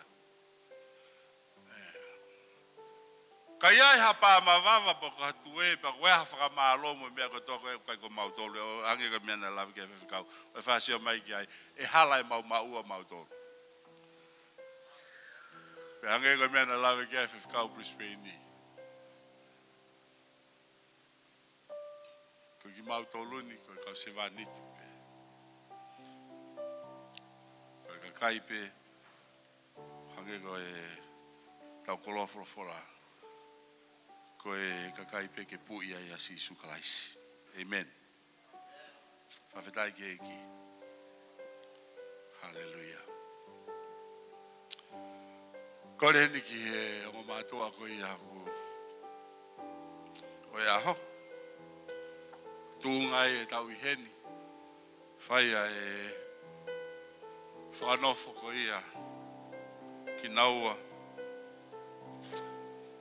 Ka e tau te whito ki e Hispanidi. Ki a Pitiesi. Nuia.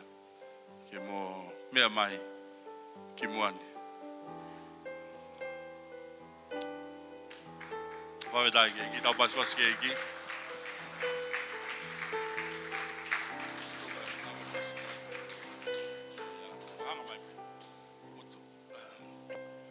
Mo unu hake ke mo tu whakataha pia ko ke ngāri ko he mo si mari ko malo whawheta. Amen. Kainga ko e taha ni ha mea mahu inga au pito i he ngau e ko ia ai eiko sisukalaisi i hono se asi. Nai lawe ki ai e ako ko ia ne afi e FAFAKA'OSI SIOI. Taimina e haere hakai si suki he vanina ne tukuafu ki ono siasi. Ai ngahi ngau e Faifekau e nima ko e apostolo palofita evangelio Faifekau pe mo faiako. Pe ko ako naki hele ako ia e tau te tafatonga. Pe ko sisu na ne hanga o fai FOAKI ki ono siasi. Pe ko FOAKI ko ia ko FOAKI o e tangata. Pe ko FEFINE. Ko FOAKI o kikai ko mea ofa hange ko mea ofa o e tui pe ko mea ofa lea ke ka ko mea ofa ko nia ko mea ofa ko ia ko e tangata ko e tokotaha. I lea whakarisi ko e toria ko no inga ko e concrete gift to a human person ko e tokotaha o FOAKI mahe ki ono siasi pe e aha ko e ni o ku hanga he e ki o whakakoloa aki a ngā ue ko ia e sound of worship i Meripoane. Ai ne FOAKI ai mea ofa ki he siasi ko ia. Ko i tangata pa me FEFINE. Hallelujah. Ko ia ai o ku whai ai ai lea ko i ni ko no whekau ko no whanoi o e o mātua koe ni ka e tautau te whito ki a Pitiesi. Ko whekau i ki moua i he ao o tua pe i he lotolotonga o i kau whakamonto o lahi o ku tau katoa i heni. Ka pau mo ilo ki kai ui a ki moua e o tua. Ki ngā ue me lakanga o e Faifekau. Tawange ke mo whakahama ia.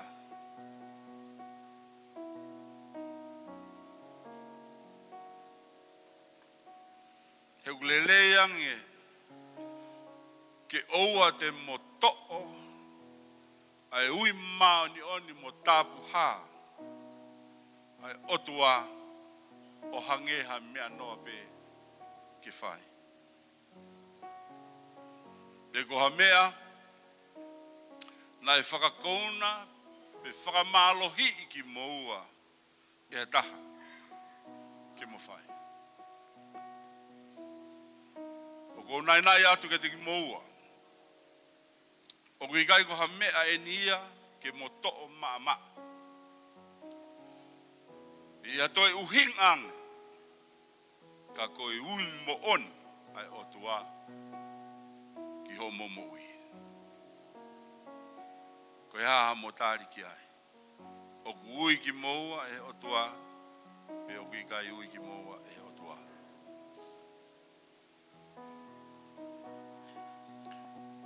O ku ui ki moua e o tua. Tau paswasi mai ki. Hallelujah.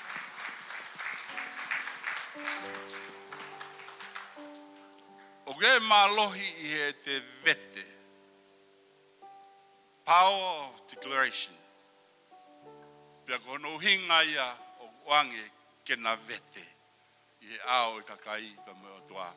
He koe power me malohi ki ai. O na ministry. O kou whikau I ki moua I he ahoni o whakatatau ki he akonaki. Ai wholofola e o tua.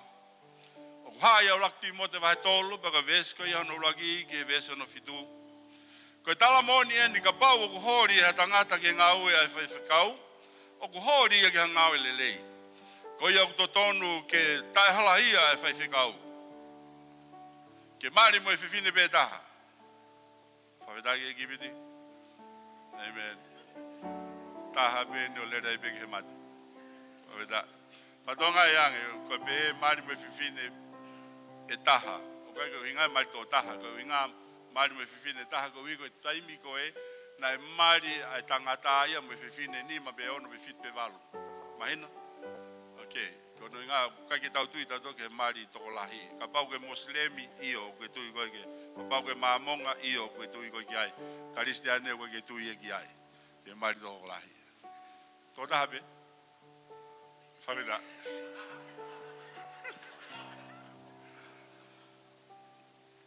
Praise the Lord. Amen. Ke whaatokanga, moanga whakapoto-poto, moanga matamata lelei, moanga ofa, o whaako, o ikai whainuaine, tapu mui ai, o ikai koe whaataa, tapu mui taa, Faifekau, kau Faifekau, tapu e taa. Pe koe hori ke koloa uri, io, tapu e manu, mo ngau e halake paanga. Kai whakaataki, pe I kai tene whakakikihi pe manu. Koe toko taha kupulelelei ki hono whare o ona. I anga whakamotu a kotoa pe. Kuanga nofo ne whanau ki a teia. He ka pau o ku I kai ilo e ha tangata ke purei. No whare o ona e whewhe koa e ne tauhi ai siasi o e otua. I kai koe toko taha toki liliu. Whawhitai ke kina i kai koe toki ului me pena piti e. Tai ne whiha piti. Tai mi ta whaango fulu ai. Whawhitai ke eki. Koe koe toko taha toki liliu mai. Te ria na viki ia I he laukau. Pea tō ai ia ki he mala ia anga o I te volo. Pea ku totonu foki ke ongongo lere ia I te kinau tolu ok I tua. Kinau tolu ko ia ok I tua I he siasi. Api ngā ue. Ka pai tala mai he opure ngā ue. Koe Faifekau koe ni o Faifekau pe I homo siasi. Ka koe te volo ia I api ngā ue. Koe ke totonu Fakanofo. Whawhetai ke eiki. Ongongo lerei pea ku tolahi a ki mo tolu heni. Mo whakamoni ki he ongongo lerei ko ia. Ia te kinau tolu ki tua. Nā tō ia ki he manuki, mo e here ai te volo.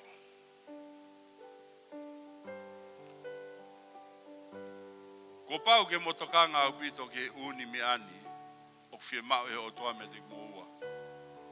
O tāu mo e lakanga, pe mo e ngāu e o e Faifekau. Ko I wini ai o toa ki ho momo ui, o kumakehe pe a lauloa taha. He koe o tuana ne ui ki moua ki he lakanga mo ngaue ai Faifekau. Kau ki kai koe kau taki o I siasi. Pe ko ho mo kainga lotu. Pe ko haa piako tohi tapu. Pe ko hatoi taha ange ka koe o tua tonu pe. He koe o tua ia o kune ngaue e te mo tolu I hono whina ngalo lelei ke mo loto mo whaiki ai. E whesova e whawe se onongo fulu ki taha ono.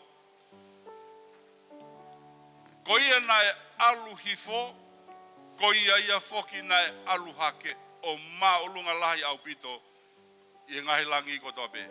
Ko uhi ke ne whakawhonu ai ngahi mea kotoa pe. Pena ne FOAKI ni ihi ko kau apostolo. Moi ni ihi ko kau palofita, moi ni ihi ko kau evangelio, moi ni ihi ko kau Faifekau, moi kau Faiako. Ko no whakahao hao I ka kai mauni o ni, moi ngau e whakafaifekau. Ke langa hake ai sino kalaisi kai oua, ke tau hoko kotoa pe, ki he whakataha I he tui, pea moi iloi o e alo e otua, ki he tangata hao haoa, ki he fuafua o hono lahi, o e whono kalaisi, ko uhi ke oua na tau kei whakatamaiki, o wheliri aki, mo wheawe aki, whano e he matangi, o e ako naki kotoa pe, I he poto kakao e tangata, mo e poto I he whemua, aia o kunau toka tatao ai, ke kakai, ka e rea aki ai mo oni, I he ofa, pea tupu haki I teki ia, aia ko kalaisi koe ulu, I he mea kotoa pe, aia o ku whakahoko ai, ai sino kotoa pe, pea whakataha I he mea o ku tokoni aki, e he kupu kotoa pe, o whatatau ki hono whaafai, I he fua o e potu kotoa pe, o ku tupulaki ai sino, pea langhake ia I he ofa. Tauhia homo ui, koe matai koloa. Pea mo apasia ki he otua, a ki homo loto kotoa. E komo ui koe whainga maarie ka ui kai ko homo totonu. Pe ko hamea pe aki moua. Pe ko ikai ke pehe ko no filia ke moua e o tua he o molere ange ki moua ia toi taha ia ne whanau i hono pureanga. Ka koia o tua mada tape ko ne fili pe ne ui ki moua ke whakahoko no whina ngalo pe mo ene taumua tangata. Lau piliona kakai mamani nau tareni tia pe mo whaiva le o afea matamata le rei e sio mamani e ala malava ke fili me ai e otua kana i kai kana ne fili pe e ia akimo e koe tangata o ku sio ia ki tu ka koe otua o mamata ia ki he loto e koe ne kere si pe pe i he kere si matata pe ko ne fili ai aki moua i aha koe ni.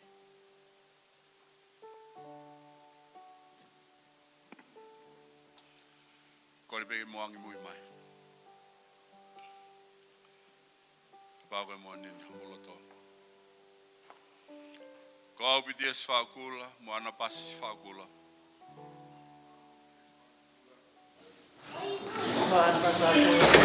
O matari e uia e otua.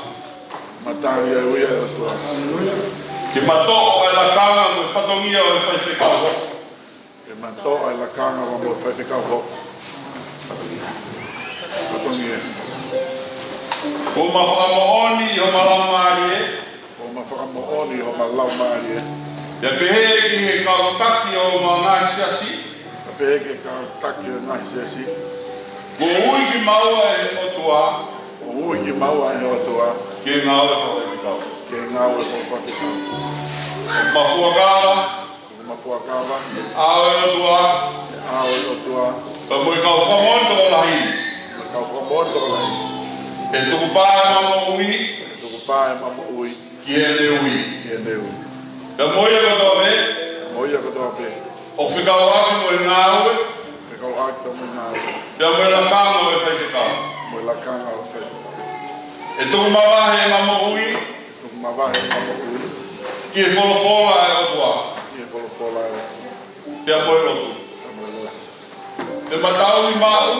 Matau i mau. Ki e wholofola e otua. Ki e wholofola e otua. I ono ngahi mooni. Ngahi mooni. Moro ngahi whainino. Moro ngahi whainino. I a pasia. I a pasia. Mo e mana wahe ki otua. Mana wahe ki otua. I e loto toton. I e loto toton. Ki e whaiwhatatau. Whaiwhatatau. Ki e mea kotoa. Ki e mea kotoa. O kuhiki ai. O kuhiki ai. Ko uhike hoko. O uhike hoko. Ai lea. Ai lea. O mamutu. Mamutu. Pea mo e whakakakau. Mo e whakakakau. Amaloto. Amaloto. O tāu. O tāu. I e ao e otua. E ao e otua. Ko i ai. Ko i ai. Mafuakau. Mafuakau. E mamate aki. Mate aki. Ai pureanga e otua. Pureanga e otua. Ko i tamai. Ko i tamai. Ao. Ao. Mo e lau mare mare. Lau mare mare. E tau hiki a te ia. E tau hiki a te ia. I e mo ui whai toton. E mo ui whai toton. Mo tala mo fua. Mo tala mo fua. Ake o maloto katoa. Ake o maloto katoa. I e angaton. I e angaton. Mo e mo ui manon. Mo ui manon. Te mamalanga aki pe. Te mamalanga aki pe. A kalais. A kalais. Pea mo hono tuki ki e kolosi. A mono tu tuki ki e kolosi. He uikai hato e whakamoui. He uikai hato e whakamoui. I hato e tahape. Hato e tahape. Pea uikai hato hingo. Uikai hato hingo. I e lalorangi. I e lalorangi. Ua FOAKI ke tangata. Ua FOAKI ke tangata. Ke nau mo ui ai. Ke nau mo ui ai. Ka koe huafa pe taha o sisu kalaisi. Ka koe huafa pe taha o sisu kalaisi. E kamata me hen. E kamata me hen. E matuku ba. E matuku ba. E mamo ui ki e eki. E mamo ui ki e eki. Ui ki whakakakato. Ui ki whakakakato. Ai ne whikaulahi. Ai ne whikaulahi. Pea ke tokana. Pea ke tokana. Ki e whangasiti. e whakasip, o whakatau aki ka laisi, o whakatau aki ka laisi, pono tāna. Te maofa, te maofa, te mawhawhanga, te mawhanga, te maluki, aluhi, e whangasipi, a whakasip, o tuku mai ka laisi, o tuku mai ka laisi, ke matoka ngā. ke matoka ngā. Kia mo kina tolu kotoa, Kina tolu, kia kure ana kua. ke kure ana. Amen. Amen. Kawange i o mo fuakawa koi ni ke mo tau mauia i o mo ngau e whawhawhikau. Ke mo ofa e whangasipi, ka whangu ki ngā tō ke TAUFA. Kawikai ke mo hama tāwate e whangasipi o hange ka KAUFANA. Eni mo manatu ki ho mo fuakawa ko ia te mo tau himau ki ai. Whawhetai ki eiki. Ko kore heni ke o mai mua hasea heni ua. Ke whailewa e Ouau. Ke FUFULU wae. Ke mea ai ki lalo a e o mātuani. Pea kore lewa ki unu.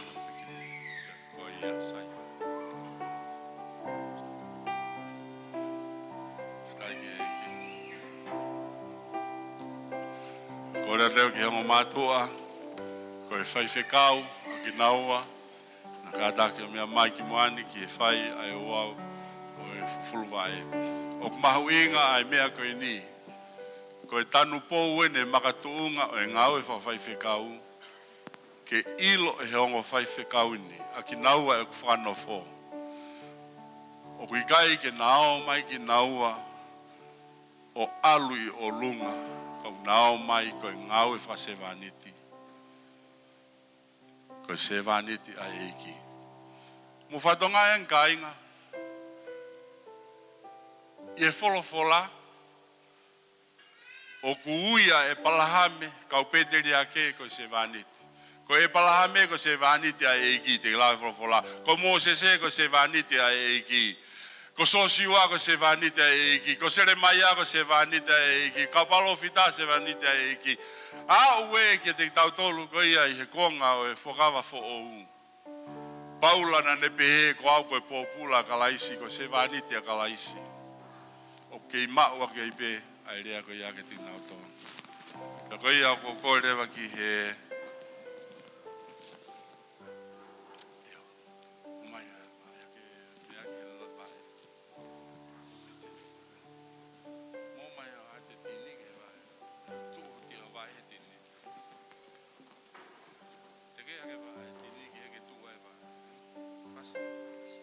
Haleluya.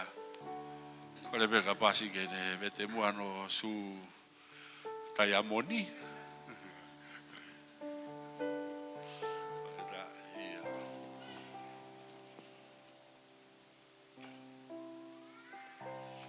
Mo fanongo mai ke te au.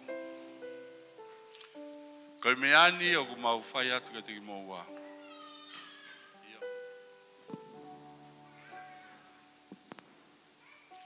Io no FUFULU ho mo vae. Ke pehe ke foki. Ho mo fai ke he. Ke to rake. Ke silo paris. Ko mea FIEMA'U he o tuame te mo wa. Ke mo a eru. Ama whatoko.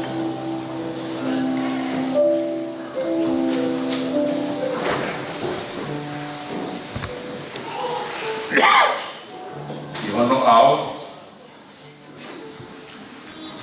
yang aton mo manon ko tope o dodon foki ke moho ko fai kam o tao mo taki whakatamai o eki na i kai haku ke tauhi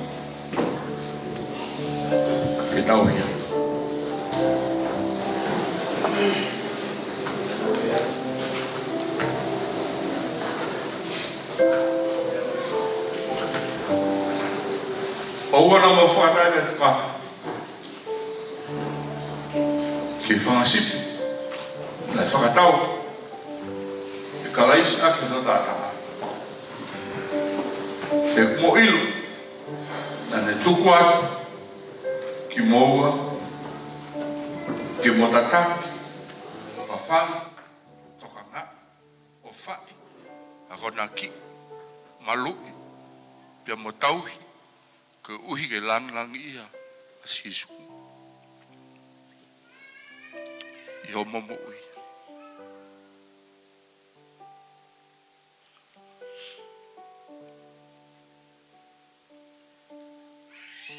Manatui maupe. Koe se tuata tauhi a ki moua.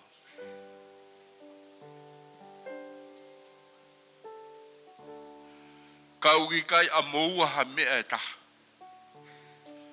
He koe o tua kua ana e mea kotoa pe. Koe se tuata ki moua ki he ngahi poto. Pea moi ke resi lahi a e o tua. Ke whakahoko whatongia aki ki mamani. Aia na ne ofa pehe ki ai o ne FOAKI o no alo tokotaha pe. Na whakatupu ke whakamouia ki nau tolu me e nau hangahala. Tawange ki he hala whanonga te mo whanonga ai ke mamangia o iku ki mo ui. O te mo sio ki he tō he ma pe tō matau. Ka mo sio taha pe ki he o toa. He koia e ta whenga mo ui, tauhi, malui, mo e taki mua.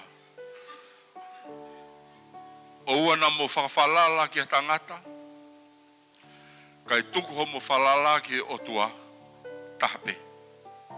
Pea whanongo ki hono reo, ke whai ki he mea kotoa pe, o kune whinangalo ki ai. Koe uhi, ke mo monuia ai, pea ke mo hoko, ko hata paki, ki he toko taha kotoa pe. Amen. Mo mea pehe sea, lo tonga whamau atu, whamalo ki he Faifekau, EPELI, mo e hoa, malo, mo mea atua, ki moea. Whawhetai ki eki.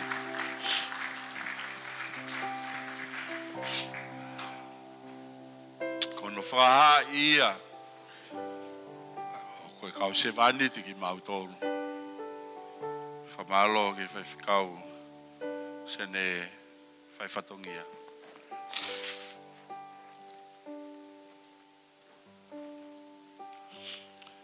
Tuangerewa whangamari ko ni ki a Faifekau, SIOI, ke te kātaki o whakahoko, ai o laksakala miniti, ai o mea whakanofo, ia koe ni.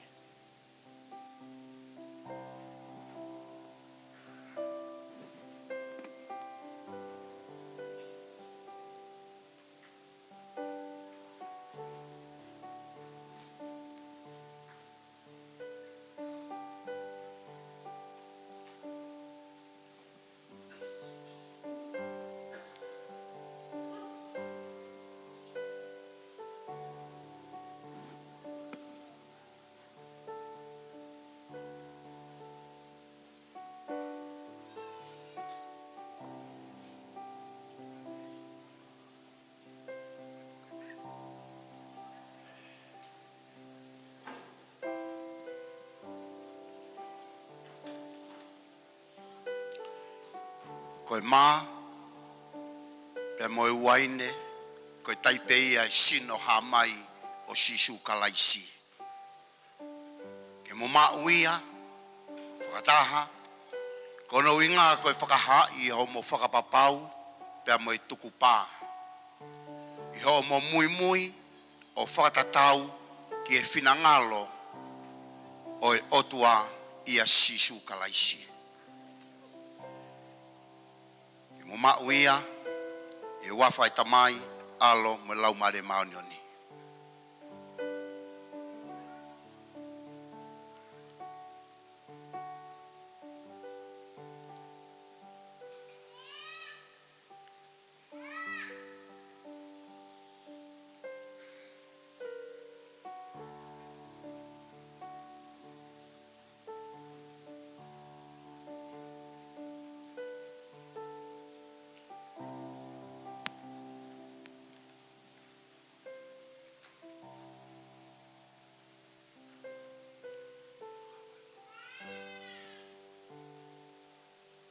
hoko mai I he momeniti koe ni. Ki hono whakanofo ko ia o Faifekau Pitiesi kai pehe kia ana pasi whakula.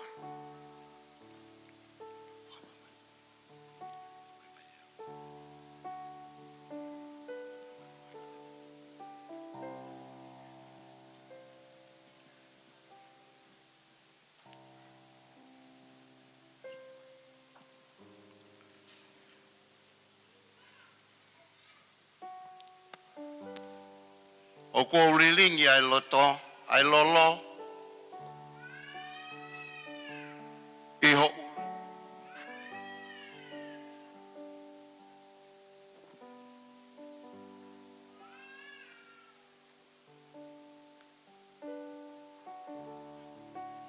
Pea ko hilifaki. Hokunima kia te koe. Ko no whakanofo koe. I he malohi pea moe mawhai. Moe pani o e lau maari e maoni oni. Ke hoko I he ahoni mau ai pe. Ko e Faifekau a sisu kalaisi. O whakatatau ki hono whinangalo. I he wafa e tamai. Alo. Pea moe lau maari e maoni oni. Ameni.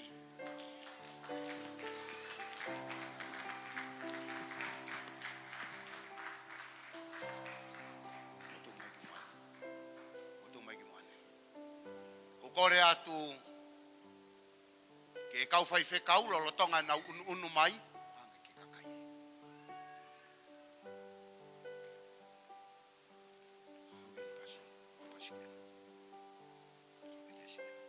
Kataki mai ai whanau.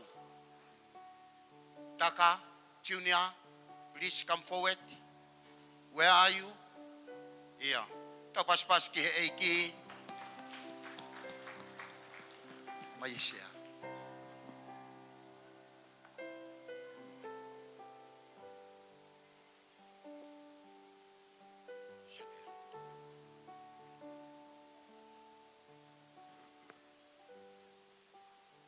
Te mau whai ai lotu. Katoa e kau taula eiki, ko koe pe koe Faifekau, kataki katoa mai. Ki mua ke mau whai ai lotu, iai hataha pe I he kau taula eiki, uki ai halea whakamonu ia. Ki mua e pa tau whai ai lotu maki nau tolu. Koe family, Faifekau Pitiesi pe amo anapasi, kai pe he ki hona foha. Ko ui ki nau tolu e he eiki. Pea ia hataha o kuia I halea whamonu ia. Hili ko ia te tau whai ai lotu kotoa pe ma e family ko ia ai Faifekau.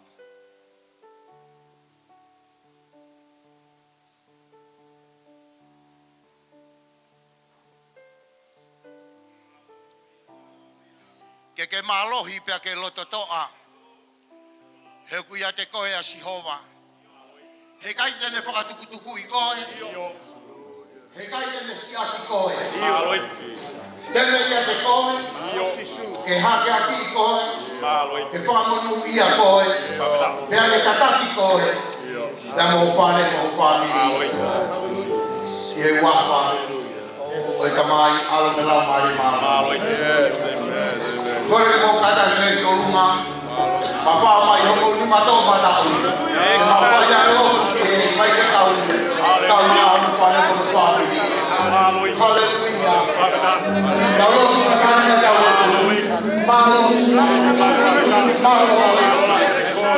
Hallelujah. Praise the Lord.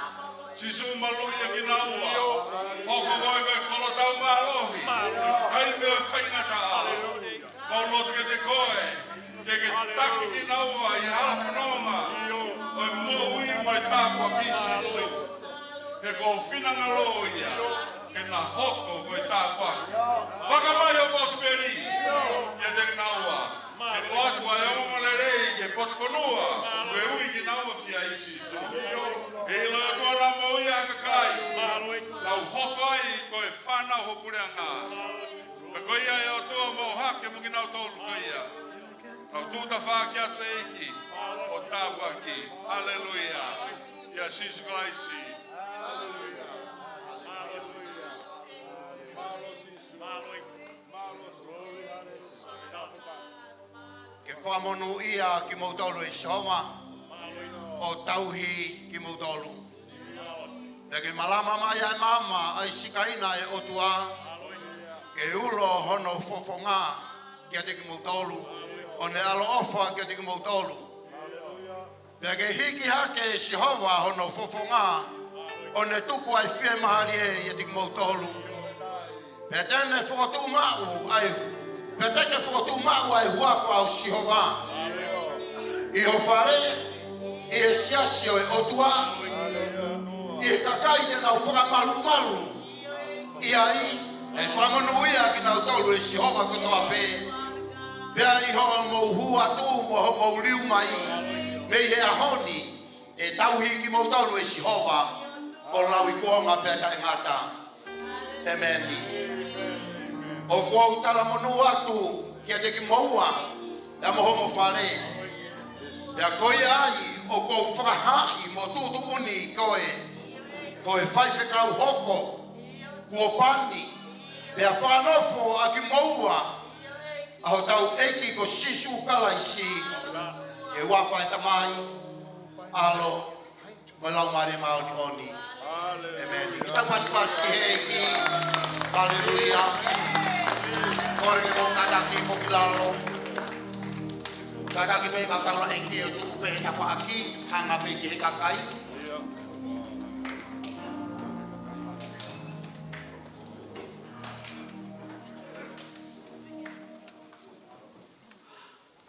Iga I ke hau ai toi makoia e pe mipa koia ai siasi.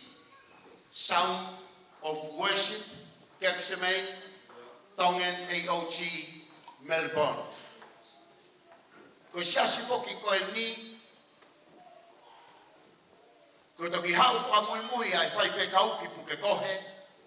Ke siasi o Kefsemane. Kefsemane, Tongen AOG, puke kohe, Franklin, Aotearoa, New Zealand. Pau toi loa ange ai hingoa ia ko ia. Ameripoane ai ni na mo whanongo ki ai hono announce mai e Palestini. O kuhua ia e Kefsemane Tongen AOG. Pea koe hau pe mei whare ki whare. Sikai ngā wheina au tau eiki ko sisu kalaisi. O koutoa ai whainga maari e koe ni. Ke uwhawhei loa ki whewhia tu kia tiki mautolu. Hono kotoa pe.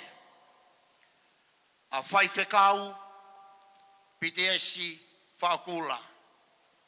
Kau maa hono hoa o whaanga I he ngau e koia. I e siasi koia. O Sound of Worship, Kefsemane, Tongen AOG, Assemblies of God of Melbourne. Anapasi, whaakula. Kai pehe ki hona foha. Takatu'u tiunia whaakula. Amen. Tau pas kotoa ki he eiki. Patau ange tau pekinak mautolu he eiki. Kore ke kau me mi pa kotoa I siasi. Kau maulakanga, kau mai kau me mi pa.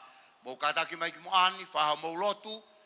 Koe FAKA'OSI e tau prokalama o Ouau o e aho koe ni.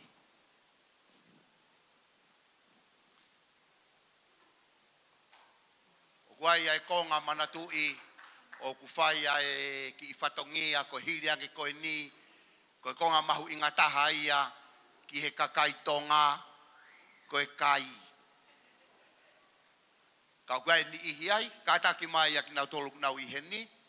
Tau pas ki he eiki.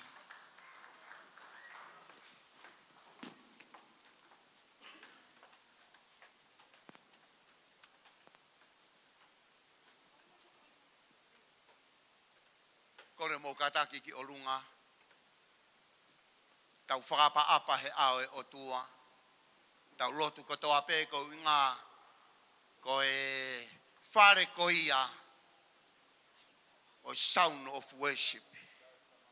Ke nau hoko ko e tāpuaki I he ngau e anga ko ia. O kui ki nau tolu ki ai I e wheituku ko e ni I Meripoane. A whamaho ni mato matau ke tiki nau tolu. Tau lotu kotoa pe. Haleluya. Tali mai e tau lotu. Mau whamalo, mau whawheta I ke te koe. Wapau sisu o nasa.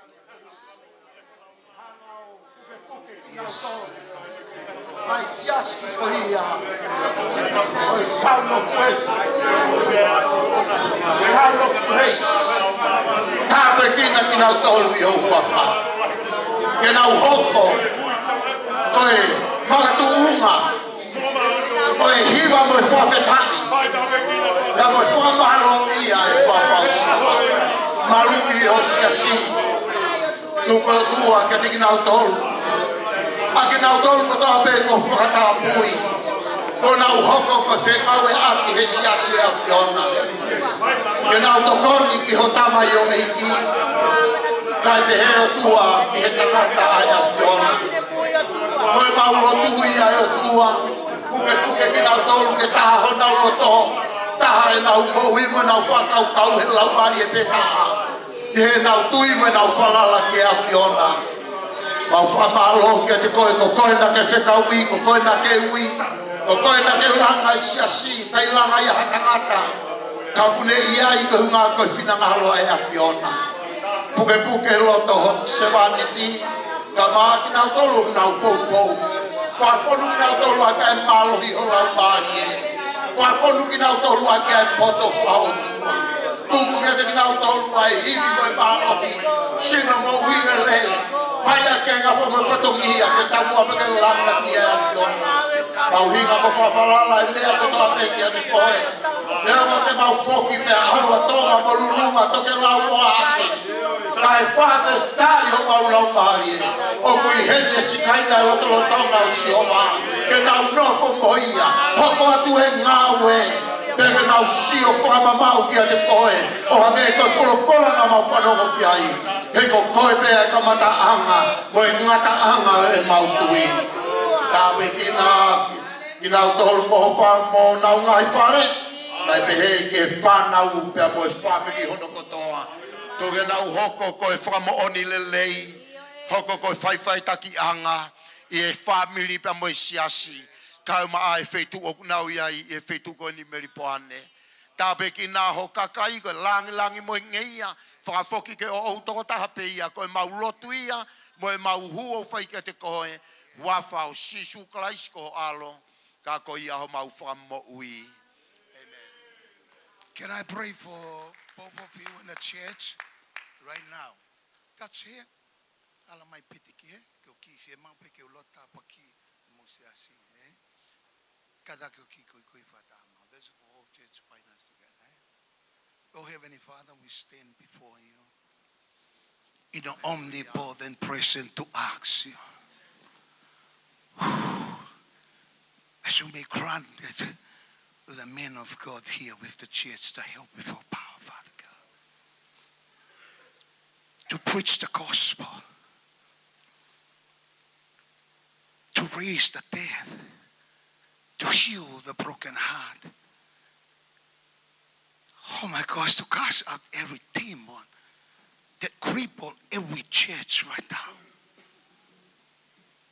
That God inspired the pastor and the wife and the family with the church with the wisdom and understanding and knowledge of your Son to build the church.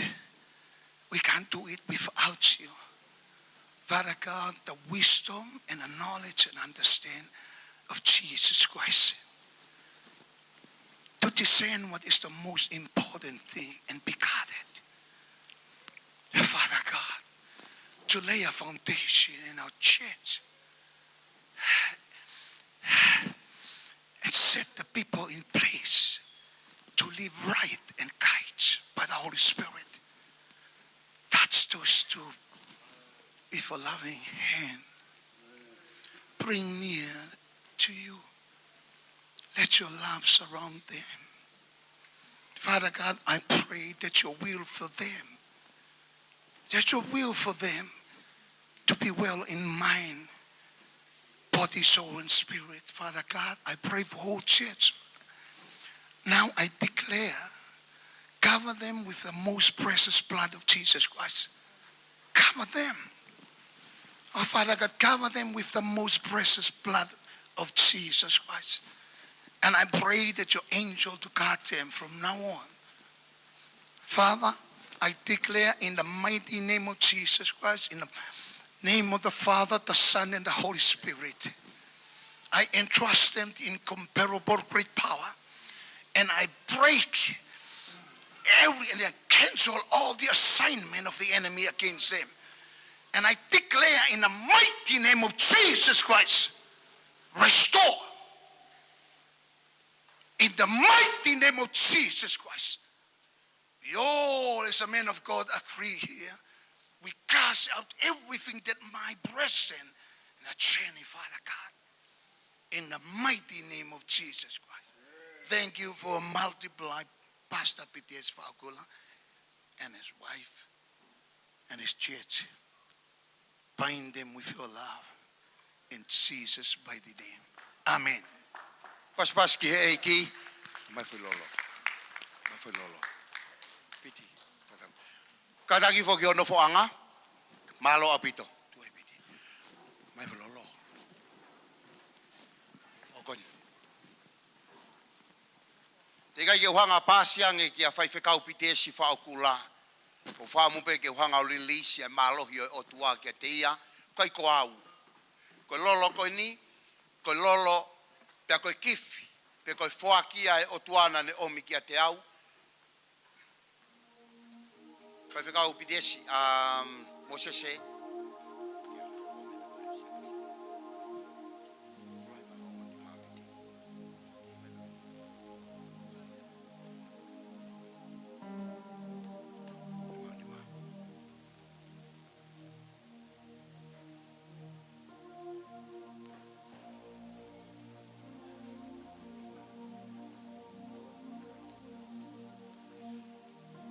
E o tua kou whamalo ki te koe.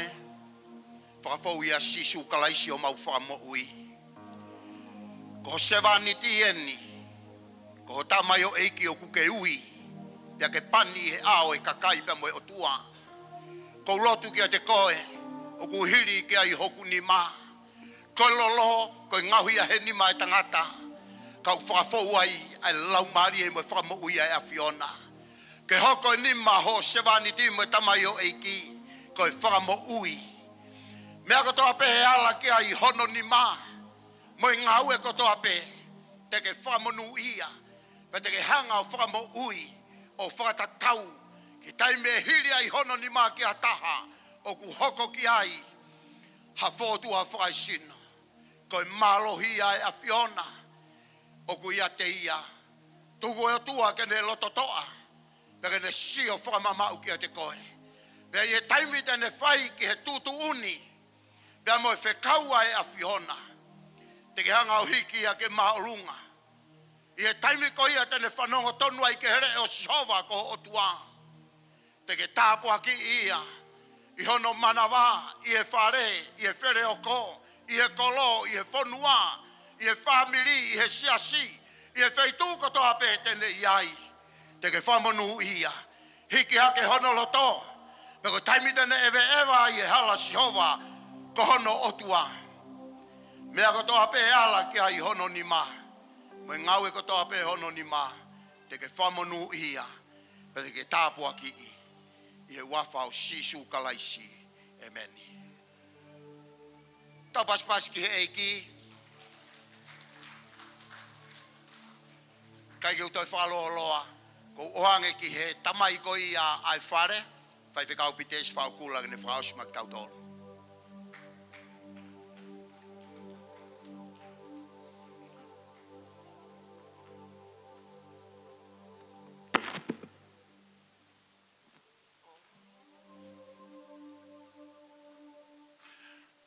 Ko e goutui ko whamalo e kua lava.